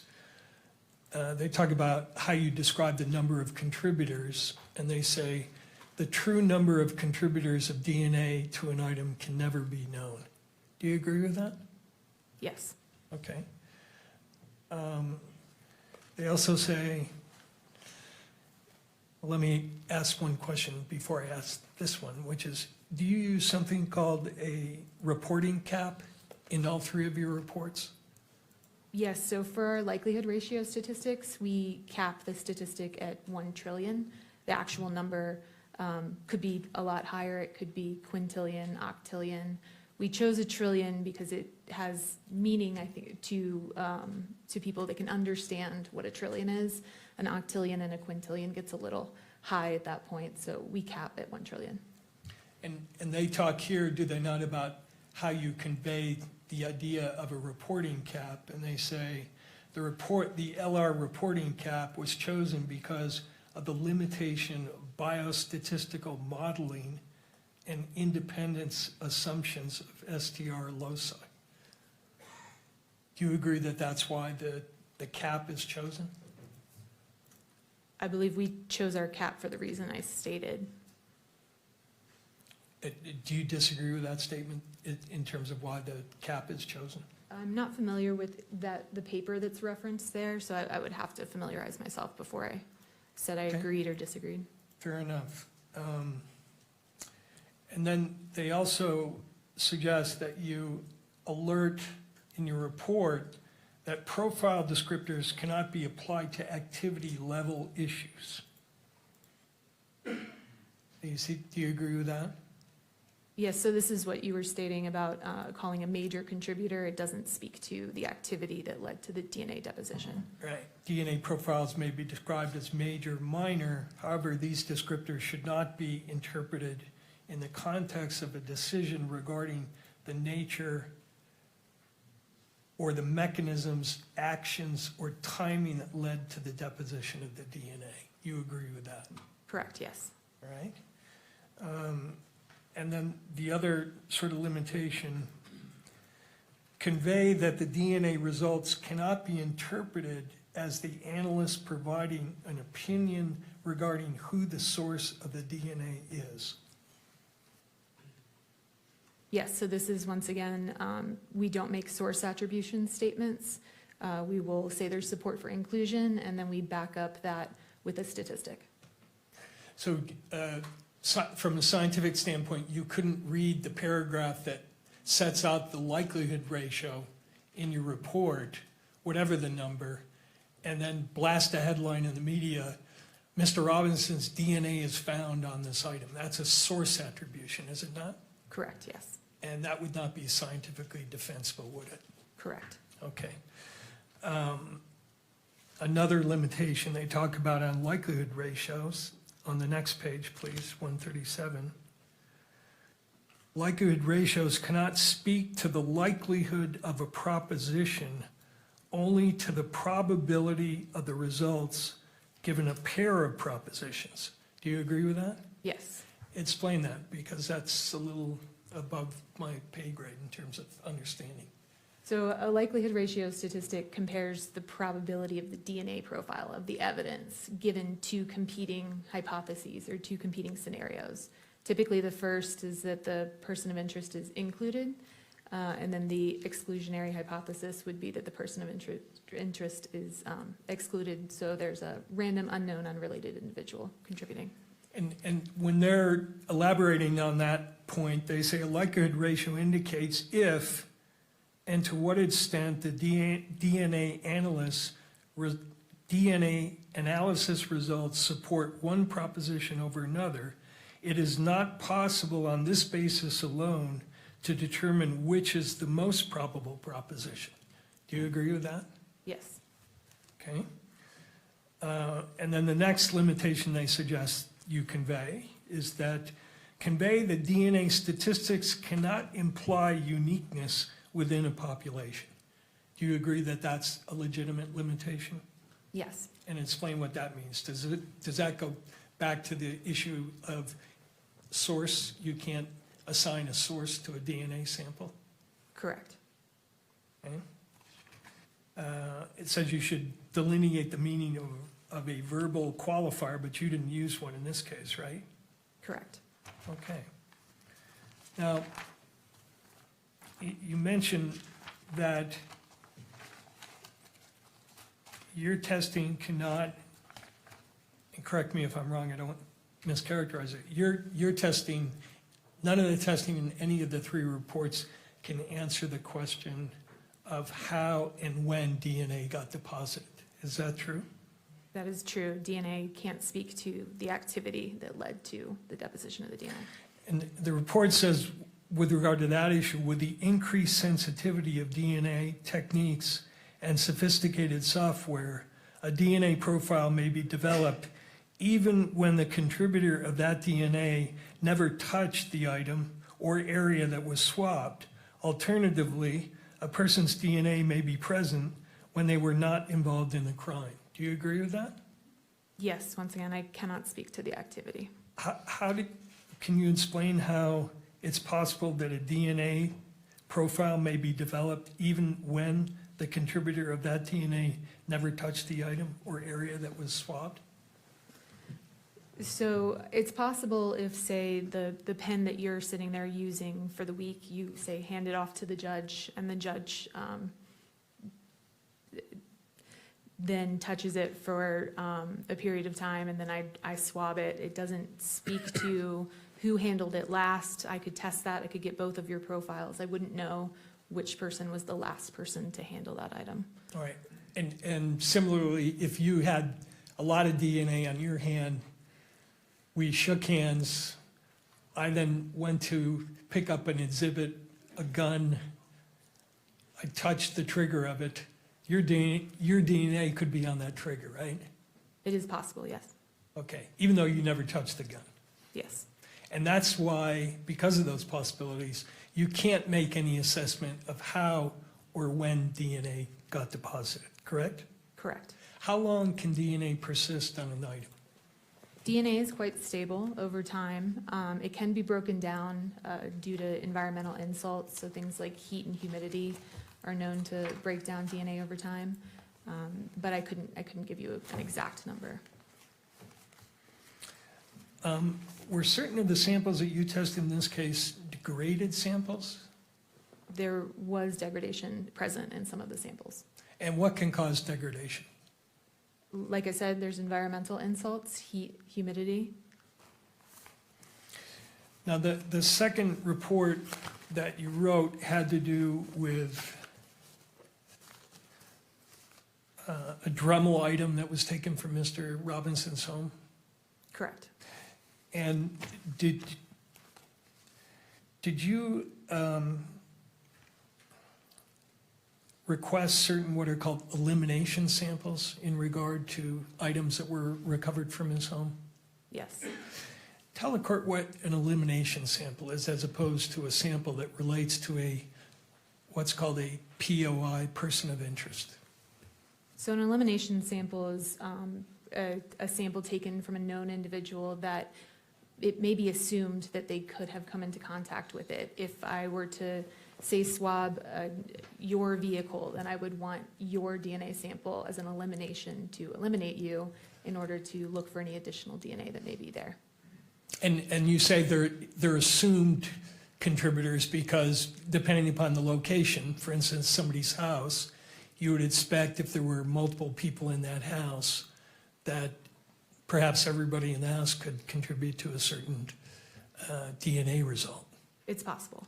So you'd want samples from all those folks to see if they contributed to an item that would be associated with a place where they congregated. Correct. And I noticed from your case file that you also requested, but I don't think you received, elimination samples from agents who were involved in this case. Correct. Why do you request those samples? The type of testing we perform is quite sensitive, and so it is a standard practice that we request elimination samples from any of the investigators involved in order to potentially eliminate them in case they could have contaminated the evidence. Okay. Now, in report number 157, if you could bring that up, please. Oliver 157, which has been admitted.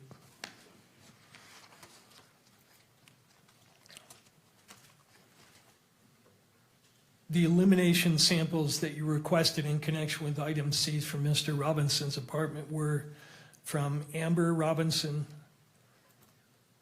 Matthew Robinson, and Lance Twiggs, correct? Correct. And that's because you had information that those people were associated with the house. Correct. And when you tested or compared, first of all, you determined their DNA types, right? Correct. Then you compared their types to what you found on the evidence. Correct. And for a certain number of those samples, you found the presence of DNA of your elimination samples, not because they were suspects, but because they were associated with the premises, right? There was support for inclusion of some of these individuals, yes. Okay, and if you could scroll down to page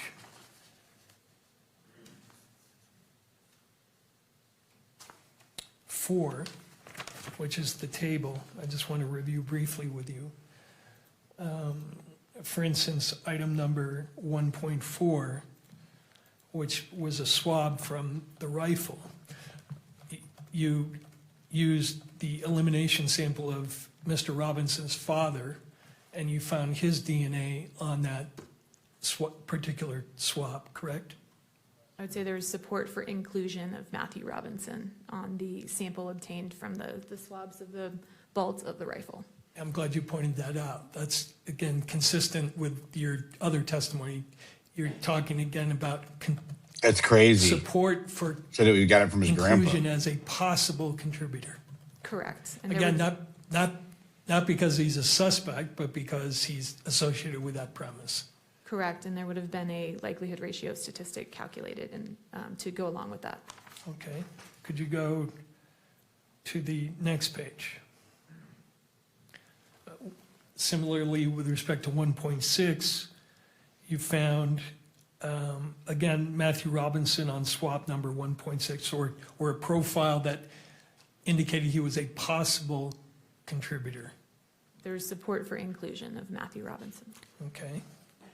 And next page, actually go to page 7.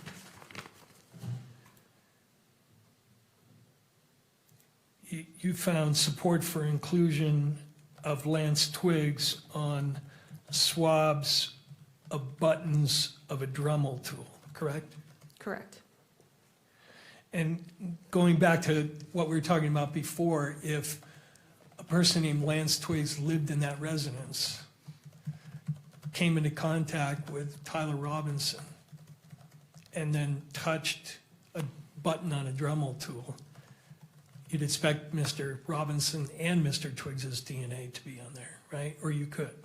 It's reasonable to assume that anyone living in the household could have contributed to DNA on an object found in that household. And similarly, you found profiles to suggest support for inclusion of Mr. He's doing this Twiggs about on Twiggs. other areas of the Dremel tool, correct? Correct. Okay. Now, the last area I want to ask you about is You're familiar with something called NGS? Yes. What is NGS? NGS stands for Next Generation Sequencing. It's a DNA technique that sequences your DNA, so it looks at the individual sequence of your DNA. And is it true that in your field, that whole area of NGS is something that's at the forefront of everybody's attention? For instance, when you go to seminars and you look at the presentations, there's a lot of talk about NGS, right? That's correct. Yes, it's a newer technique. And is it being developed by ATF as a technique that's going to be used or has been used? Not at this time, no. And is there plans to do that? Not at this time, no. Okay. Do you know if other labs have implemented it? I believe there may be some laboratories in the United States that have it in use, but I wouldn't have direct knowledge of that. Now, you used a program in this case called STR Mix, correct? Correct. And that's sold by a company in New Zealand, that software? Correct. Have they developed another program called STR Mix NGS? I'm not aware of NGS software. Could you go to 156, Oliver 156?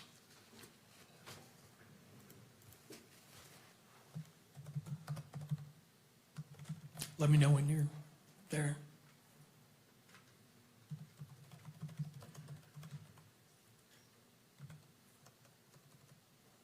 Are you aware that STR, the developers are selling a product called STR Mix NGS?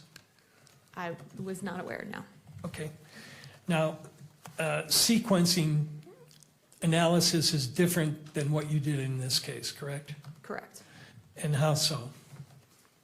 As I said, sequencing is looking at the individual sequence, the individual bases that make up your DNA, as opposed to the testing that I'm performing, which is looking at length variations. So STR testing, which is the testing I perform, looks at areas of the DNA that are known to be highly variable between individuals, and there are areas where the DNA sequence repeats itself over and over again. And depending on who you are as an individual, you may have a different number of repeats present at that location. So the testing we're performing is looking at those length variations. There's a distinction between, say, if you have 10 repeats versus 12 repeats. But you're not looking within those lengths to see what the sequence of the DNA is. Correct. And that's what this new technology is designed to look at. Correct. And the reason it's designed to look at that is because it's been found that there are DNA areas that are different in sequence, even though they're the same length. Is that true? I think the reason for developing NGS software is to add another tool to a forensic biologist tool belt. Okay. Now, could you go to 154, please, for the witness only? You're familiar with this chart? Yes. Okay, this lists all the alleles that you found for all the testing in your 3 analysis, correct? No, it looks like, No, you were right, 154.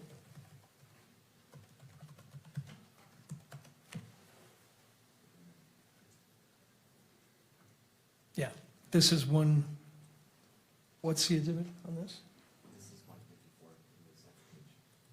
Okay.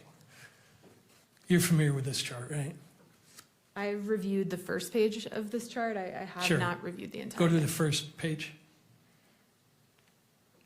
This lists the alleles that you found, correct? For the known samples, yes. Okay, now go to the second page. And is it true that for the alleles of interest in this case, one of the alleles of interest is at the D3 location, allele 17? One of the locations that we look at on the DNA strand is called D3. That's a location, yes. Right, and in this case, the 17 allele is important because Mr. Robinson had a 17 allele, correct? Correct. And some of the evidence had a 17 allele Correct. at that location. Correct. So as I understand the way you do this, you look and compare whether those are the same number, basically. I wouldn't state that's how we do our comparison, so it's not just number matching. We're using STRMix, the StarMix software, in order to perform an analysis of the software that looks at the possibilities for a DNA profile and make comparison to the knowns that way. We aren't using a chart and just doing number matching. Yeah, and I wasn't suggesting you did, but you're looking at the alleles and measuring the peaks, and it's a fairly sophisticated process, correct? Correct. But the bottom line is you're comparing alleles one against another. Correct. So if a person is a 1717 and the evidence sample is a 1717, you're looking at that comparison. Correct. And again, measuring only length. Correct. But it's true, is it not, that researchers have found that that particular allele, the D317 allele, that there are actually 3 different 17s, 17A, 17B, 17C. Yeah, so there's something known as isoalleles. What that is you may have, in this case, a 17 allele, but the sequence within that 17 allele is different. So 2 people may have a 17, but they may have a different sequence within their 17 allele. And it's been found that there is a 17A, a 17B, and a 17C, correct? Objection. Relevance to the probable cause hearing. At this point, I think we've once again gone beyond probable cause, and based on Mr. Grunlander's argument, I would invoke his argument here in the case law that he referenced, and I object to this question. Let me withdraw the question, reframe it, and move beyond it. All right, so I'll sustain the objection. It will be reframed, and we'll go from there. It's true, is it not, that at least 1, 2, 3, 5 of the locations of interest in this case, researchers have found that the alleles that you were looking at, these isoalleles, have different sequences but the same length. Objection. Relevance. The witness has testified she does not do sequencing analysis here, and that's what the question is asking, is about sequencing analysis. Counsel? The point, though, is that her testing cannot distinguish between these isoalleles, and therefore it goes to the weight of the comparisons. But if she didn't do that? Yeah, that's the point, is that she didn't do it, and therefore she's not in a position to draw conclusions. Mr. McBride? That proffer is inaccurate, that she's not able to draw conclusions because she did not do NGS or sequencing analysis. She has testified that her lab and the analysis she did here is not sequencing analysis, it's something different. Whether or not she could do sequencing analysis is irrelevant to the analysis that she did do. If Mr. Burt wants to call an expert to say sequencing analysis is better or something like that, that's fine. But this expert does not do sequencing analysis. Therefore, the line of questioning that goes into sequencing analysis is irrelevant to her testimony. Let me see if I could lay a further foundation. All right, so I'm going to sustain the objection. Sure. And the question may be re-asked if counsel chooses. When you do your analysis using length only, do you go by the rule that if any STR locus fails to match when comparing the genotypes between two or more samples, then the comparison of profiles between the question and reference sample is usually declared a non-match, regardless of how many other loci match? No, it's not quite that simple. What you're speaking of is an exclusion, is that correct? Yeah, right. So it's possible for DNA evidence we spoke about, it's possible that DNA evidence be degraded. In a case like that, there may be the potential that some of the profile has what we call dropped out. So it's not present. In that case, we wouldn't expect necessarily to have a inclusion or exclusion at that location because there's no information present there. So it's not quite as simple as is every allele in this chart present in the evidence. There's more to it than that. If you had a difference in sequence between a known and a question across many loci, would you exclude the person?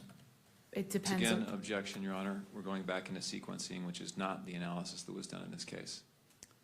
Mr. Burt. Again, Your Honor, if there could be an exclusion based on this and the testing was not done, I think that is relevant.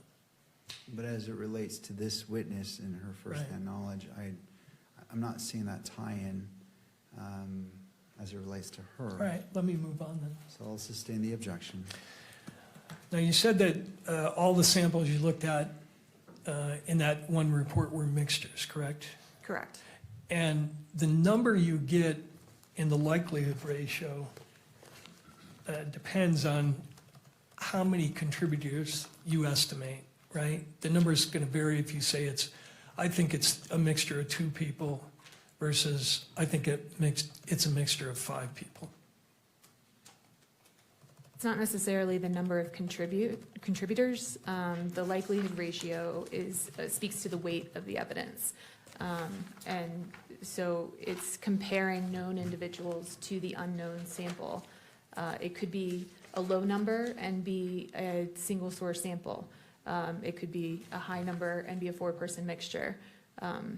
It's not necessarily directly correlated with the number of contributors. Let me ask you if you agree with this. This is from the NIST mixture study. An likelihood ratio numeric value is not a measurement of a physical quantity. Do you agree with that? Correct. Rather, it is a ratio of probabilities in the opinion of the expert assessing the likelihood ratio and is dependent on the specific propositions used to formulate it and also on the individual making the assessment. Correct. Yes, I agree. And does the final likelihood ratio depend on the number of contributors you assume? No, it does not. It has no effect whatsoever? It can have an effect. It's possible. It's possible multiple other factors could contribute to the likelihood ratio. Is it somehow difficult to figure out how many contributors there are in a sample? I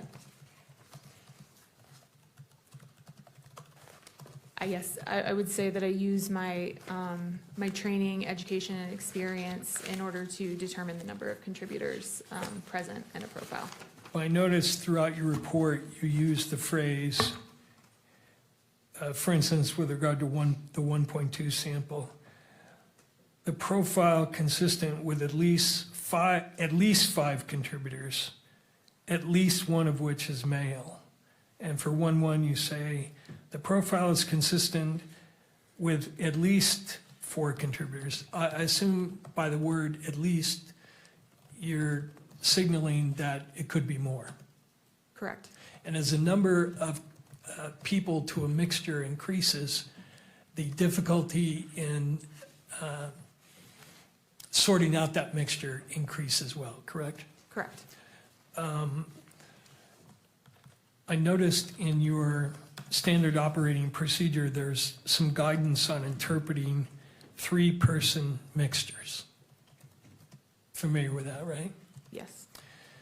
And it says, and correct me if I'm wrong, approximately 70% of 4-person mixtures present as 2 or 3-person mixtures based solely on number of alleles present. It's possible for them to present, yes. Well, it doesn't say it's possible. It says, for example, approximately, in all cases, assuming a mixture as a result of the combination of 3 people must be done with caution. For example, approximately 70% of 4-person mixtures present as 2 or 3-person mixtures based solely on number of alleles present. You said you're referencing my SOP? Yes. Is it possible for me to take a look at it? Sure. Your Honor, I'm going to object at this point. The point that defense counsel is getting at is made in the last answer, which is that the difficulty of sorting out mixtures increases as the number of contributors increases. That's all understood, but that has nothing to do with probable cause determination. Even if it's difficult, The inferences and the evidence is weighed in the favor of the state. The court cannot weigh the difficulty in determining this evidence. Is it fair for a trier of fact at a jury? Sure it is. But we're now getting into weight issues that are relevant for a jury, but not for this court.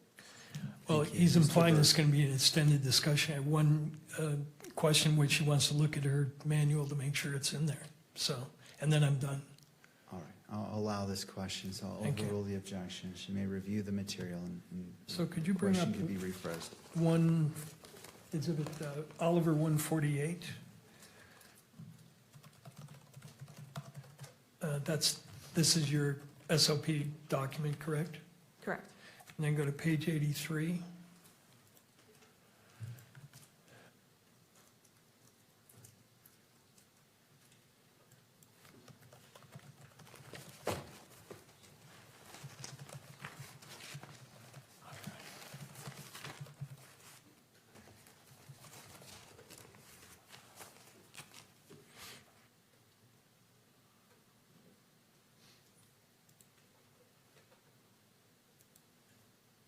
Did I read that correctly?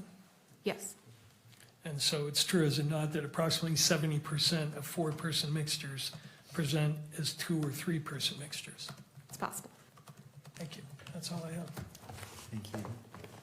We've been going for a bit, and depending on how much cross, and trying to decide if a break is warranted or if, Mr. McBride, you wish your cross is limited. Again, not trying to say which way you should go, I'm just trying to weigh whether we should take a break.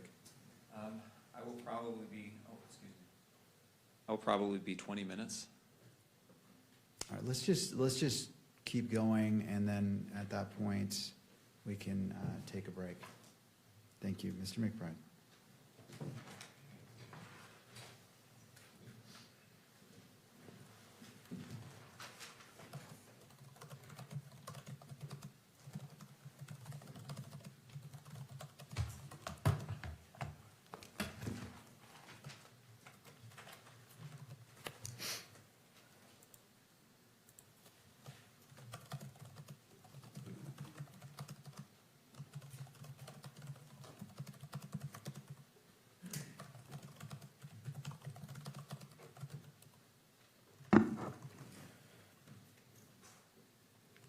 Good morning. Morning. Is your lab accredited? Yes, it is. What does that mean? So our laboratory goes through a voluntary accreditation process where a external third party comes in and audits our laboratory to a set of standards. Specifically, the ATF laboratory is accredited, and specifically the DNA section of the ATF laboratory is accredited to 2 sets of standards. One is an international set of standards called ISO 17025 for testing laboratories, and additionally, a DNA-specific set of standards put forth by the FBI. Does the accreditation require that the methodologies you use be validated? Yes. The methodologies used in this case have been accepted by courts across the country, correct? Correct. Does the accreditation require that forensic biologists like yourself satisfy certain qualification standards? Yes, we're required to perform competency testing prior to participating in casework, and additionally, we participate in twice a year proficiency testing. And do you satisfy the competency and qualification standards required by accreditation? Yes. And at the time you did the testing in this case, did you satisfy those standards? Yes. Moving to your opinions, where on the firearm did you find evidentiary support for the inclusion of Tyler Robinson? There were several locations. I'd have to refer to my report. Okay, would you look at your report, and this is, it looks like report number, or exhibit number 30. If we can pull that up, just for the witness.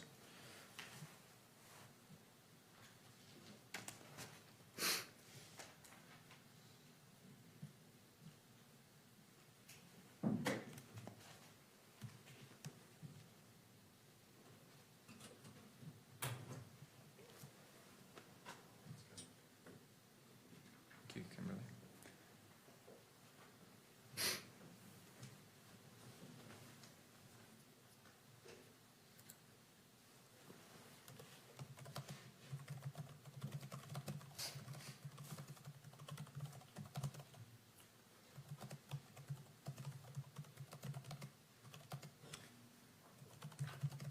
had it for a minute here, a minute ago.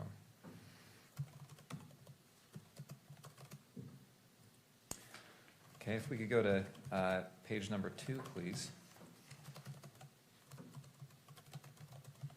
Will you just list off the areas of that firearm where there was support for, evidentiary support for inclusion of Tyler Robinson? The swabs of the stock and grips of rifle, the swabs of the butt plate of rifle, swabs of the trigger and trigger guard of rifle with possible ridge detail / smudging, the swabs of the bolt of the rifle with possible ridge detail / smudging, and the swabs of the forend of the rifle. We go to page 3. Swabs of the barrel of the rifle with possible ridge detail / smudging, the swabs of possible ridge detail / smudging on the optical accessory. And page 4. The swabs of the protected underside of the receiver of the rifle after disassembly. The swabs of one 30-06 cartridge case. The swabs of one 30-06 cartridge. And the swabs of one 30-06 cartridge. I want to ask you about a couple of those conclusions.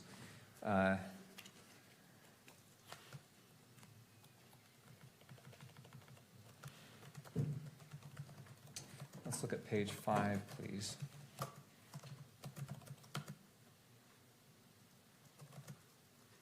And calculation number 3, exhibit 1.3, do you know where that swab was taken from? I'd have to refer back to page 2. Can we refer back to page 2, please, Kimberly? Thank you. 1.3 is the swabs of the trigger and trigger guard of the rifle. All right, going back to page 5.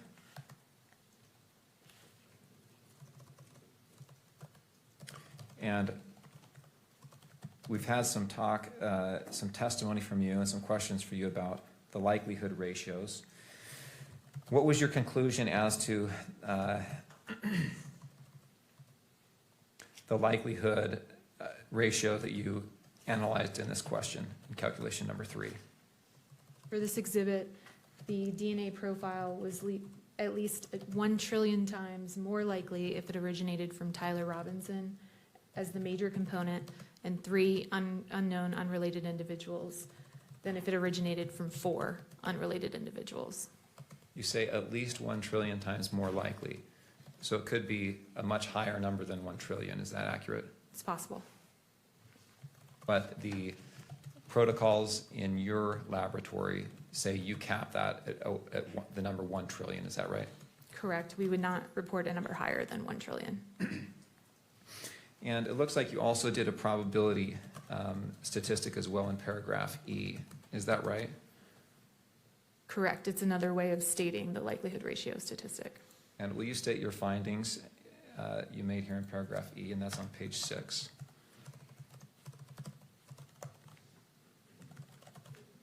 The probability of an unrelated individual in the population who has not contributed DNA to the sample yielding this level of support is less than 1 in a trillion.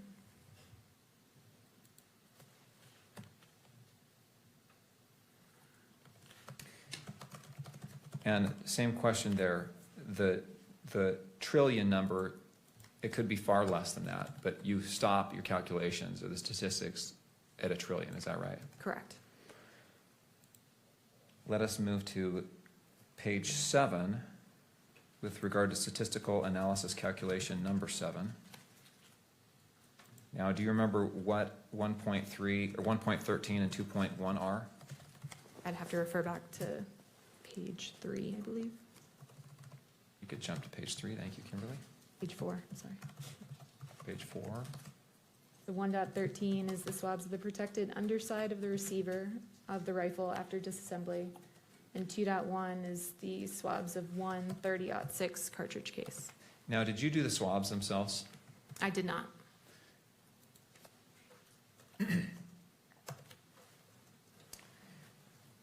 And 2.1 is a cartridge case, is that right? Correct. And what's the difference between a cartridge case and a cartridge? The cartridge is unfired, cartridge case has been fired. Right. Let's jump back to page 7. And what was your conclusion with regard to, well, first of all, why do you group these two together, exhibits 1.13 and 2.1 in your conclusions here? They were both mixtures of two individuals, and they both yielded a likelihood ratio of the same magnitude, so they can be grouped together. Okay. It's not that they were tested together? Correct. It's just that the results were of the same magnitude, so they were reported together. Is that right? Correct. All right. What was your conclusion as it relates to both of these as to the likelihood ratio? The DNA profiles are at least 1 trillion times more likely if they originated from Tyler Robinson as the major contributor and an unknown unrelated individual than if they originated from 2 unknown unrelated individuals. And did you make a conclusion here as well about the a probability statistic? Yes, so the probability of an unrelated individual in the population who has not contributed DNA to these samples yielding this level of support, so meaning yielding this likelihood ratio, is less than 1 in a trillion.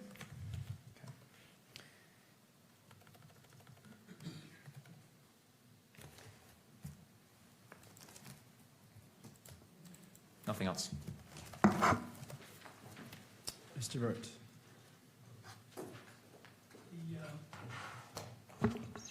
The 1.3 sample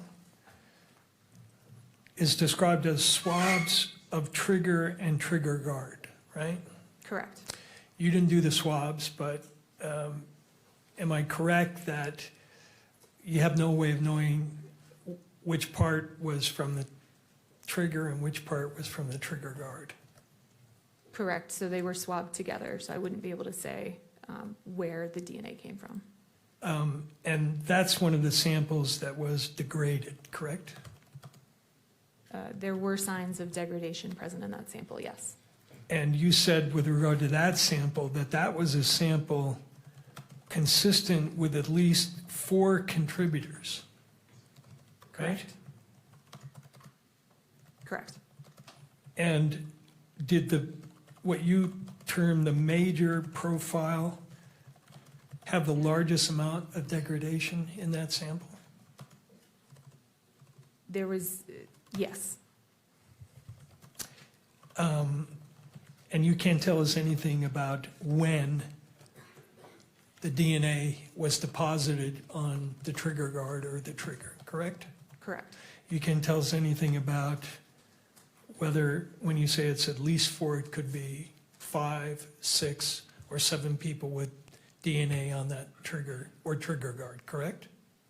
Correct, which is why we have the major contributor that is suitable for comparison, and the minor contributor is not suitable for comparison due to that complexity. And again, major, minor just has to do with the levels of DNA you were seeing. It has nothing to do with someone being engaged in activity that is major in relation to the minor contributor. Yes, so the major contributor is the majority of the DNA contributed to that sample. Okay. And some of these samples, you have major contributors of more than one person, right? Correct. So for sample 1.1, swabs of stock, you have 2 major profiles, and there are at least 4 contributors on that sample, right? Can I refer to my report? Sure. It's Exhibit 30. Plaintiff's 30.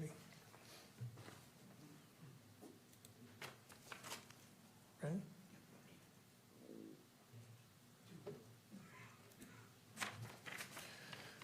You said Exhibit 1.1? Yes. Yes, it was a mixture of 4 individuals. There were 2 major contributors. Okay.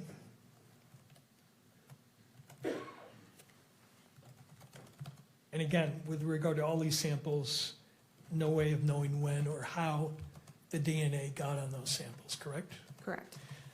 You referenced another statistic in your report, which is the statistic related to paragraph E, I guess. Correct. Is it what's called the random match probability statistic?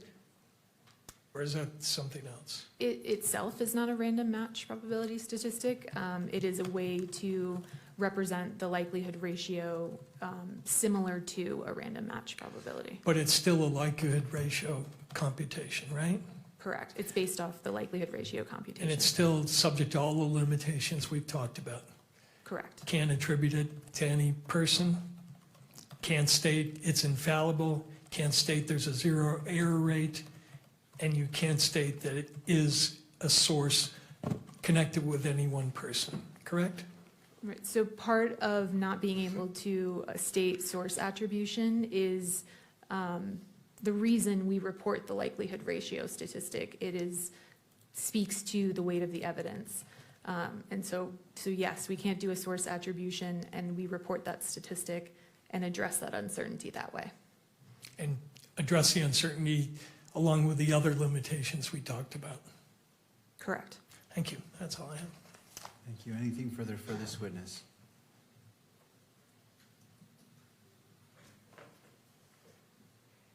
No. All right. May this witness be excused. Yes. All right. Thank you, ma'am. You may step down. Anything further from defense? No, we have no further witnesses. All right. Returning to prosecution, anything further? No, Judge, we have no rebuttal evidence to present at this hearing. The state has no rebuttal evidence to present at this hearing. However, before we break, there is the matter that was discussed yesterday with respect to publishing in the courtroom Exhibit 12.1 so that the victim's family can observe that. Thank you. All right, do the parties wish to be heard as it relates to this briefly, and then the court will issue its ruling. And Your Honor, I actually just want to make a quick record. We have advised Mr. Robinson of his right to testify at this hearing, and he is choosing to take our advice and not testify. is that correct, Mr. Robinson? And I note that he's nodding in the affirmative. Thank you, Ms. Visser. All right. In regards to the outstanding issue about the God, I would love to hear from publication him. of State's Exhibit 12.1 to the courtroom only, to persons here. Any further input from any of the parties before the court issues its ruling? Your Honor, Jeff and I, on behalf of the victim, my understanding is you ruled yesterday that you were going to play it, that you did grant our request. So I don't know if we. Thank you.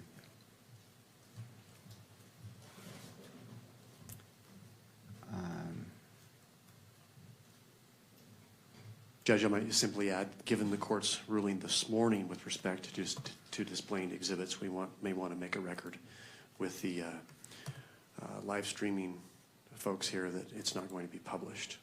Thank you. All right. Nothing further from any of the parties? Okay.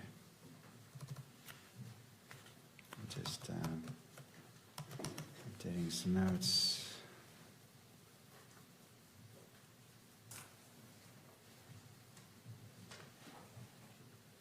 All right. The court wishes to readdress yesterday's ruling in light of this morning's sanction as it relates to Exhibit 16. The court separately addressed that incident and imposed a sanction on the record. Having considered all applicable public access, fair trial, privacy, and victims' rights interests, the court adheres to its prior ruling. The court finds that temporarily limiting live stream to audio only while Exhibit 12.1 is displayed is necessary to prevent the inadvertent publication of the exhibit from being transmitted to outside the courtroom, and no broader and is taking the least restrictive means to accomplish what is being requested. Accordingly, Exhibit 12.1 may be viewed by all persons physically present in the courtroom, including victim representative Ms. Kirk in her capacity as the victim representative. The same in-court viewing rules applies to all parties and courtroom attendees. And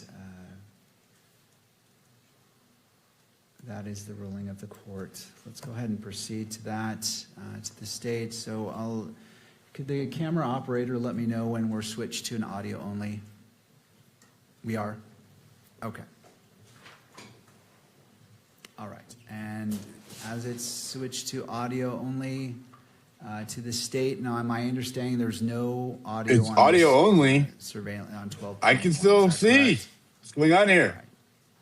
All right, so let's go ahead and play that. And I'm going to rule that this also applies to the still photographer. It cannot be captured, the screen, in any way. I noted video recording, but I intend as well as no still capture of any of the monitors during the publication of 12.1. All right.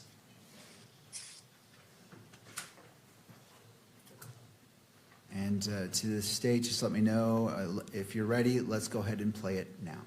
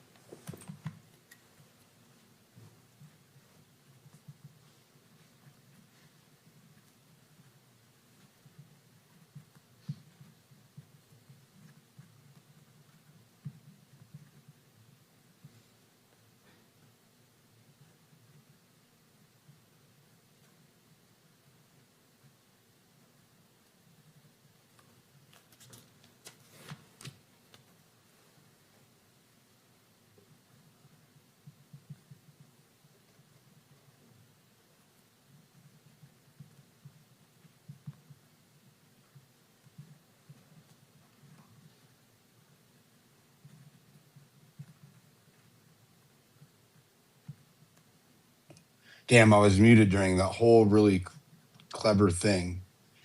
While we're waiting to see what's being presented in the case, I'll just draw your attention over to this very humble, blue-eyed individual on the screen. Yours truly, not so alabaster white anymore, but still very white due to my presence out west. I am a few shades less than alabaster, unfortunately. But don't worry, as I go back to working inside constantly, I will retain or recover my purity. Thank you so much.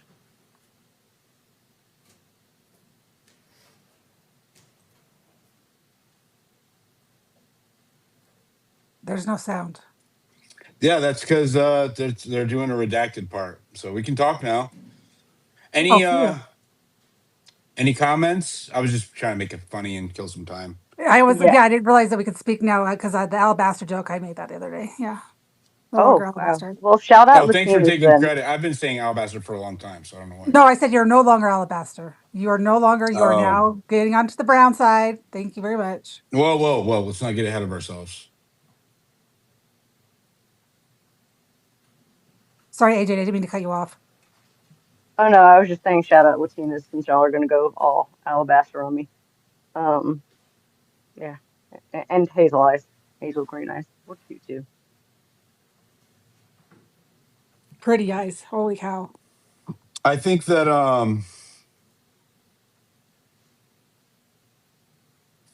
the FEDSLOP crew and the institutional narrative right now is just crazy. It's insane how hard they're pushing narrative. I'm getting attacked. I'm getting attacked all the time for being in these spaces. Make it stop. You're getting attacked for listening to my spaces, for participating? Yeah. Oh, yeah, I always do. That which makes me come every single day, bring my avatar in here even more. Yes, Sally, let's go.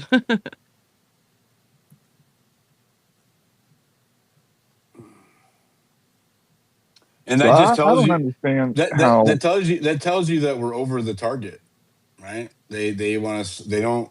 That's exactly what they're worried about. Dilly, I don't understand how they have 4 other DNAs on this rifle, but they can pinpoint Tyler Robinson as 1,000,000,000 to 1 and everybody as, 1 in 1,000,000,000. It's just that it is so absurd to me. Oh, you listened to all of that? I couldn't do it. I tried. It was. I see what he was trying to do. I mean, I say that I'm not listening, but I was.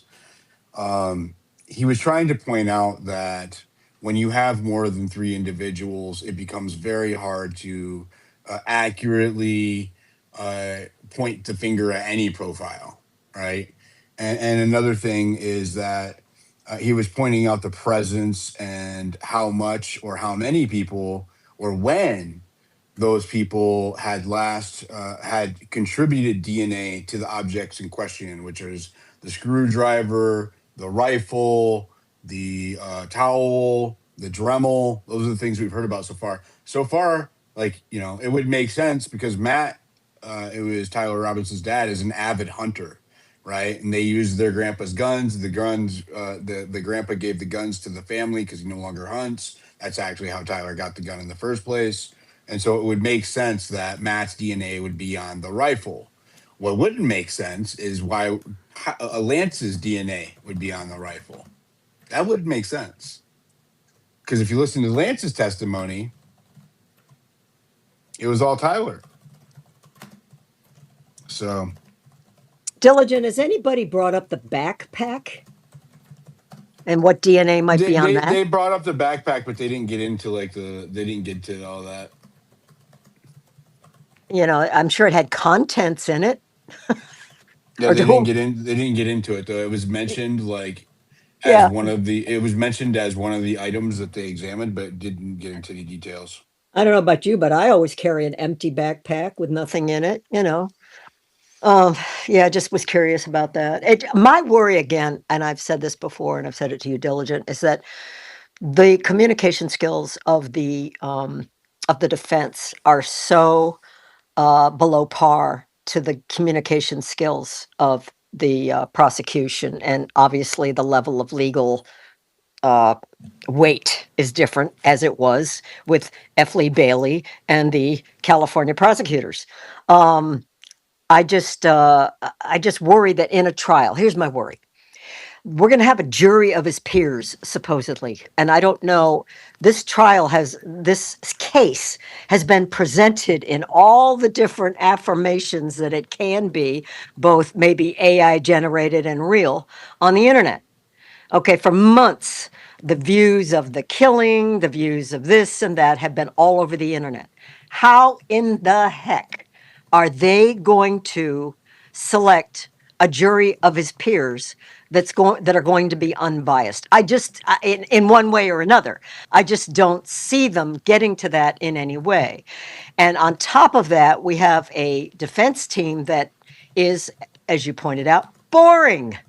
You cannot bore a jury in a murder trial. If you do that, I don't care how wonderful your points are, you're going to lose people's attention. And they're going to go to the side that makes better communication, even if that communication might be a bit leading. Yeah, it's not what you say, it's how you say it. Exactly. So that's my concern right now, having gone through 5 days of this, is like I listen to the defense and I'm like, my God, get on with it. And they have a better speaker. There is a woman on the defense side, I think. Was she a blonde hair? There's a younger man. I don't remember what she looks like. There's a younger woman and a younger man on the defense side that are peppier and more and kind of more cogent.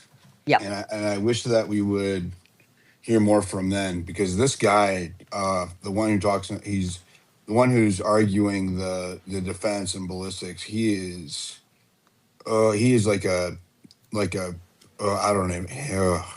He says the same thing in 4 different ways. Because he's trying to trip the person up to get the right question. He's doing well, that. If that is the method, then they have a better way of doing it, Sally. Trust me, because trying to trip them up and being exceedingly overtly. Well, right now, I will give you this. I'll give Sally this. Is right now they're not trying to convince a jury; they're trying to convince a judge. So all of the conversation is directed towards the judge. It's for his benefit, and he may not care. He may not care if it might. You don't need to be You don't need to be as charismatic with him, probably. But he's still human and probably could be rolling his eyes back in his head if he realizes that someone is potentially presenting items in a repetitive way that could get on with it. In other Yeah, words, when you switch but he over, will say, he says as much. He said that in one of his. He interrupted the defense yesterday, I think, and actually said as much. He said, "We're kind of going back what we already covered," because when the prosecution objected. So I do think that. I do think that he's, being cognizant of that, right? Well, saying things in threes is persuasive, right? So if you say the same question, even if it's slightly different, you're saying the same thing to where it sticks in the head, right? If you want something to stick out, it might be a good strategy to say, hey, this is important enough for you to pay attention to. All right, and that concludes the playing of Stacy Gibbet 12.1 video. Transmission may resume. Just let me know when that is. I think we're going to go to lunch. Live.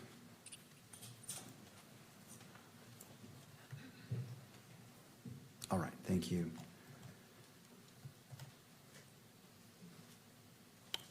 Does either party need the benefit of the record? The state does not, Judge. No, Your Honor. All right. So this preliminary hearing is continued to September 1st at 10 a.m. for an in-person hearing. The court will allocate up to 4 hours total for argument. That's encompassing both parties. Does the defense request that Mr. Robinson be physically present for that hearing? Yes, Your Honor. All right, we'll make the recording. Thank you. The court appreciates the professionalism, civility, and respect shown by counsel, the parties, and all persons in attendance throughout these proceedings. As there are no further matters before the court, this proceeding is adjourned until September 1st at 10 a.m. Good afternoon to you. Oh, shit. That's it. All right. Dang, no lunch. They just crashed it. There's 2 months for you guys Hold to build on. conspiracies Shut your with. This mouth, is bro. great. Hold on. I suspect that Erica Kirk is going to give a statement outside of the courthouse. My gut tells me she's going to. So we are going to keep going and see if that's what happens. Let's see if there's an outside feed. I want to address something to what Miss Lou was saying earlier about prejudicing the jury pool. Just a note, in Utah, we are like ranked at number 1 or 2 for least amount television watching. So, and the mean age here is 35. So a lot of these people aren't really going to be paying attention to what's going on with these trials here. So I think that they might have a good chance of getting a good jury pool.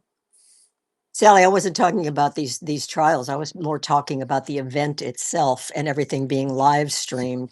If they have a jury pool of people over 50, that's fine. But I don't know. I think if they get any younger members on the jury, which a jury of his peers would be closer to his age, you're going to have people who are going to have watched a lot on the internet. This is where the news is. Not the boomers. Yeah, they get their CBS, NBC, Fox News. I'm a boomer, but I ain't I don't want to say. All right.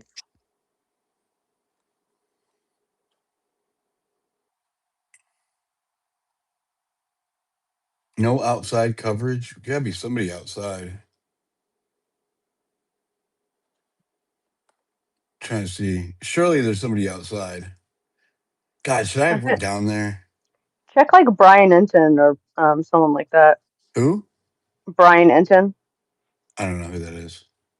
Well, He's a reporter from Florida that travels for these cases. He's there. What about that girl on your first day of reporting How do you diligence? spell his name? Brian. Brian Enton, Entin. Don't ask dyslexic people how to spell things off the top of their head. It's rude. Was there any indication why they're taking so long to have the actual decision? 2 months is quite a long time. No? There's going to be two. Because they're writing the argument, they need to wait for the transcript, and then they're choosing to write instead of. Yeah, they're gonna have a closing argument based on what was presented during the week. Right, but why do we need 2 months till we have a 2 weeks for closing one argument? side to do it, 2 weeks for the other side to do it, and then 2 weeks for the get back to the court. So that's 6 weeks. Yeah, it's not 2 months. We're in the middle of July. Diligent, do you remember the girl you spoke with who was reporting on the ground who's out there with you? She was a girl who There did was nobody reporting. out here with me. No, Be no, I clear. didn't mean, I'm sorry, I didn't mean that. She's in state at the courthouse, and she was recording things. And you talked about You're talking about Teresa. Teresa, yeah. Teresa. Yeah, I didn't remember her name. Maybe she's there now at the court. There was numerous girls that were there. It was Teresa. It was She had a partner. it was Kelly. Oh, that was the ones that helped me. Yeah, it was Teresa and Yeah, The first day. Brandy. Okay, maybe they're there. They put a post up last night saying they were camping out. And, I saw them doing live streams today, I think. So I don't know if they are down there. I can text them and see. If there's going to be feed and Erica is there, they might be able to catch it.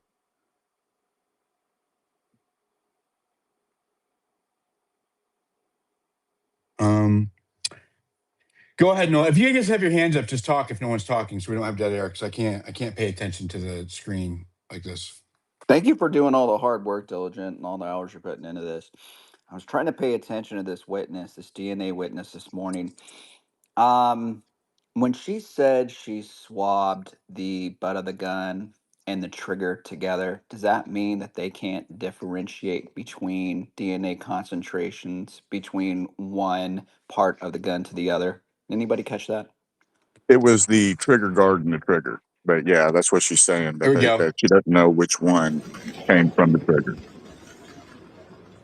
So there's Catherine Nestor leaving. We can keep talking. I can mute. I'm shocked that no one is even attempting to ask them any questions. I mean, it's not against the law to ask somebody a question coming out of the courthouse. Why isn't anyone asking Tyler Robinson's defense any questions, any comments? How do you feel about the case? What's going on? Like, nobody's even saying nothing. They're just filming them walk. Go and ask them some questions. If he's ever fired the gun. Go and ask them some questions. If Lance Wiggs has ever held or fired the gun. I would have done it if I was there. That'd be a very interesting story. We just lose live feed. Looks like we just lost live feed on that. Damn. You guys suck. Don't make me come down there. Let's see if we can find another one. They turned it off? Yeah, they shut it off. Here we go. Here's another one. Is it right? See if you can find somebody who's a little bit more reliable. It's that guy. Yeah, Dilly, I'm thinking that the prosecution has this one in the bag, especially how many times the judge has sided with the prosecution and sustained their objections. That's one thing to pay attention to, how much he goes against the defense and with the prosecution. That's pretty standard, though. Also, I mean, by the way, even if they just said no comment, they that's a tend headline. to That's a go story. with the prosecution. Tyler Robinson's It's defense just, says no comment as they an leave the court unfortunate after a way of 5-day how things preliminary go there. hearing. Do you think the judge feels like any type of way? You know what I mean? Like if he rules in a certain way, he could be scared. I don't know. I'm actually shocked at his demeanor. I like him more than I thought I would. Yeah, he is growing on me. I agree. I think he's been as fair as he could be. My question to you guys again is, he determines I whether disagree. I disagree. Let me just finish. He determines whether this goes to trial. When do is that September 1st when he determines, or are we here before then, if it goes to trial? No, September 1st. Is when he tells It's publicly. when they do their closing. He might decide then. He might take it under advisement, which means that he'll consider everything, look up the laws, and then come back. I think since it's his first trial, I think he should probably take it under advisement. But Utah's different. Maybe they don't do that in Utah. I don't know. You mentioned you disagree. Wait a minute. He mentioned he disagreed, Sally. Let him finish on what that point is. I'm not talking. That's the co-host. I disagree that I think he's being fair, and the reason why is because there was a critical ruling about the prosecution tainting the jury pool, and he gave them a slap on the wrist when I think since it's a capital punishment case, they should have taken capital punishment off the table because they tainted the jury pool, and it's his life. So that's why they ended up giving him a couple extra questions for the jurors in Board I. It was like stupid. With the punishment was not appropriate for the offense. Given that the prosecutor spoke to 11 major media outlets and said that and tainted the jury pool. 11. ABC, CBS, NBC, Newsmax, News Nation, like all of the big ones. So are you referring to this judge? The judge found him in the prosecution broke the gag order and tainted the jury pool. The judge found him in contempt and gave him a slap on the wrist. The defense requested that the death penalty be taken off the table because they had prejudiced the jury. You can't unprejudice the jury. Once, like what he said today, once that information's out there, once that perception's out there, there's no putting the genie back in the bottle. So at that point, you have a unfair trial. And the prosecution of all is the one that tainted it, right? So, and he ended up giving them some extra Board I questions and more, gave them some breathing room in jury selection, which it doesn't matter. If millions of people are tainted, a couple of questions aren't going to filter them out. It's a mass perception. It's everywhere. It's televised. It's all over all legacy media. So I disagree. That was a critical ruling that would show favoritism by this judge, and I think it did. See, here's what can happen. I think this is how assets or people who are controlled work, is that they on a lot of surface level issues, it'll seem objective, it'll seem fair, but you'll notice on key, very critical decisions or moves, you'll see bias, right? So it's just enough to appear as you're balanced and fair, but when it comes to very critical things like what we saw there, what I described, you'll notice the bias, and that's really when it matters. Like it's not the 95% of the rest of the time that's important here. It's the 5% of all of the critical times that are really significant, right? So 95% of the time you can appear very fair, very, very balanced, very well-meaning, yada, yada, yada. But when it comes down to the critical case-deciding decisions, that's when you'll see bias creep in. And that's what I saw. I saw bias. I just don't think, to play devil's advocate, because I get what you're saying, and I have a side eye to all these people right now because I don't like how this is going. But these rulings aren't out of alignment with what I've seen, even in the violation, with them trying to get the death penalty taken off. That's not out of alignment with what I've seen judges in other cases do. And the defense is going to try anytime they can, right, to throw out something like to try to get something as big as the death penalty taken off. It's just not out of alignment for me. What was odd for me was them taking away the media for the day.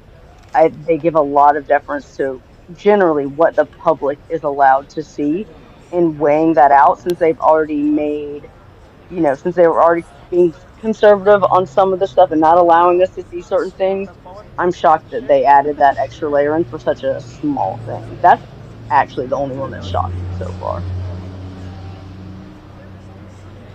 For some reason, I keep getting flashbacks of like when Epstein, when all that was kind of going down, and I remember a judge was kind of, going towards getting him, this was before he allegedly died. And I think what had happened was they had like some FedEx driver came and like shot her husband, like as she was working on the case. So like, I don't know, obviously Utah is different, but yeah, I do have this lingering feeling in the back of my mind that maybe, you know, there's something else at play. Go ahead, Noah. Thank you. I keep coming back to this 30-06. It's, you know, I'm with you, Diligent. Like the 224 bullet is much more likely to have been used. The whole thing with the 30-06 is it makes it beyond sloppy. And the fact that they would plant a gun that used 30-06, I mean, that's what I believe. That is a plant. I believe that Tyler Robinson is involved in some way, but this is like a Thomas Crown Affair event in reverse.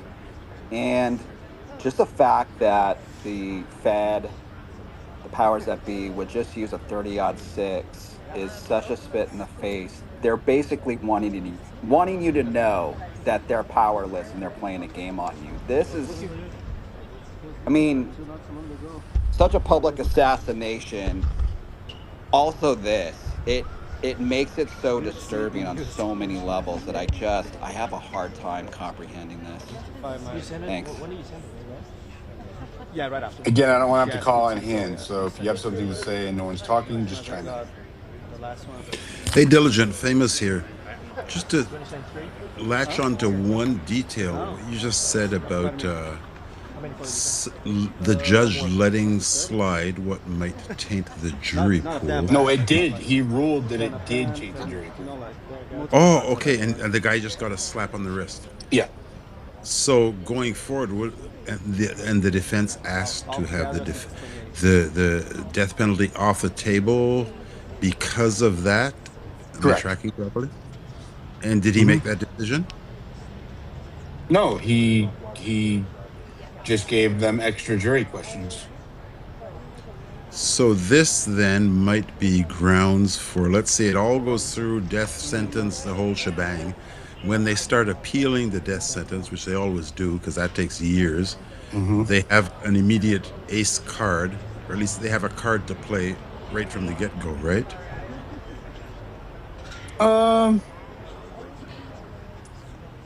Maybe it depends on the state and the charges and the case. They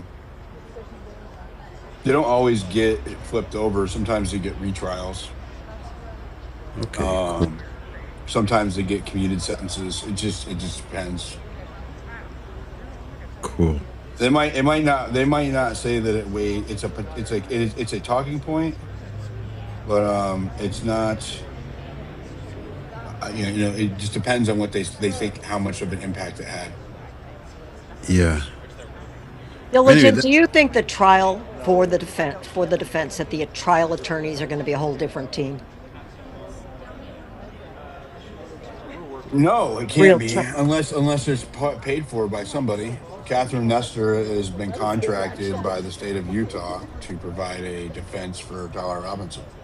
She is a court-appointed attorney, so. So they can't. It's not like you can switch and bring in a different team. It is a major thing to switch attorneys in the middle of a trial.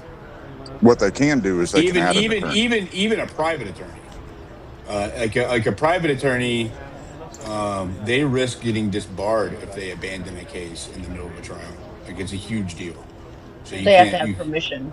Yeah, you have to have permission and a really good cause. Like, you can't. They are locked in.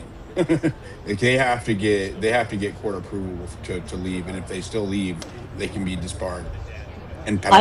I didn't know if the prelim could be one team and the actual trial attorneys could be another. No. Okay. No, they wouldn't do that for just. I mean, you think about how much evidence and files and the casework that goes into preparing. Yeah, then you would have to reintroduce a whole team to all the discovery and everything that's occurred. Well, no, they'd have to be in from day one as the same team, but it's kind of like sending. No, I'm just saying if they were going to switch, the new team would have to get introduced to all of the discovery and then all of the trial. Like, it's a massive undertaking, especially this case is a ton of evidence, right? Voluminous amounts of evidence according to the prosecution. So. I'm sure they have voluminous amounts of discovery that they have to look through, which is which is, I mean, that's the thing with digital data coming into these trials is there's so much to dig through. And I think that's why like people like us looking through stuff like is actually really helpful because it's impossible for them to try to get it down. But I the main chick, I don't like her. But what I'm also concerned about as far as like his right or his two capital punishment qualified attorneys don't live in state.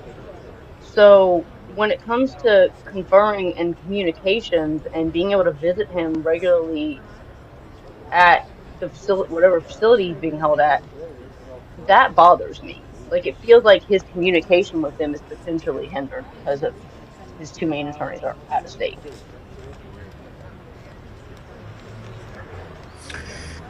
All right, you guys, here's what I think I'm going to do. I have some investigations to do on the ground here. And since the trial or the hearing is closed early, I think I am going to take the opportunity to pack up and move locations earlier and have more time to do the other things I need to do. So make sure you're following both of my lovely co-hosts, Harmony and AJ. Thank you so much for helping me this week. They've been a tremendous help. Turn notifications on for them. They're both Spaces hosts. What I'm doing here, everything you see I'm doing on the road, traveling, lodging, etc., is expensive. If you want to support what I'm doing and help me remain sponsor free, because I am now, then subscribe. That's the best thing you can do. There's a pink button on my profile. It's only $5 a month. The more people that do that, the better. And turn all notifications on for my X account and actually on YouTube. And help me share my investigative journalist content. I do have some more coming from here in Utah on the ground. I have not published yet. And I'm working on more that are pretty big stories, big pieces of this puzzle that I think is going to change. So it's going to definitely stir up the pond. You think that they're stirred up now?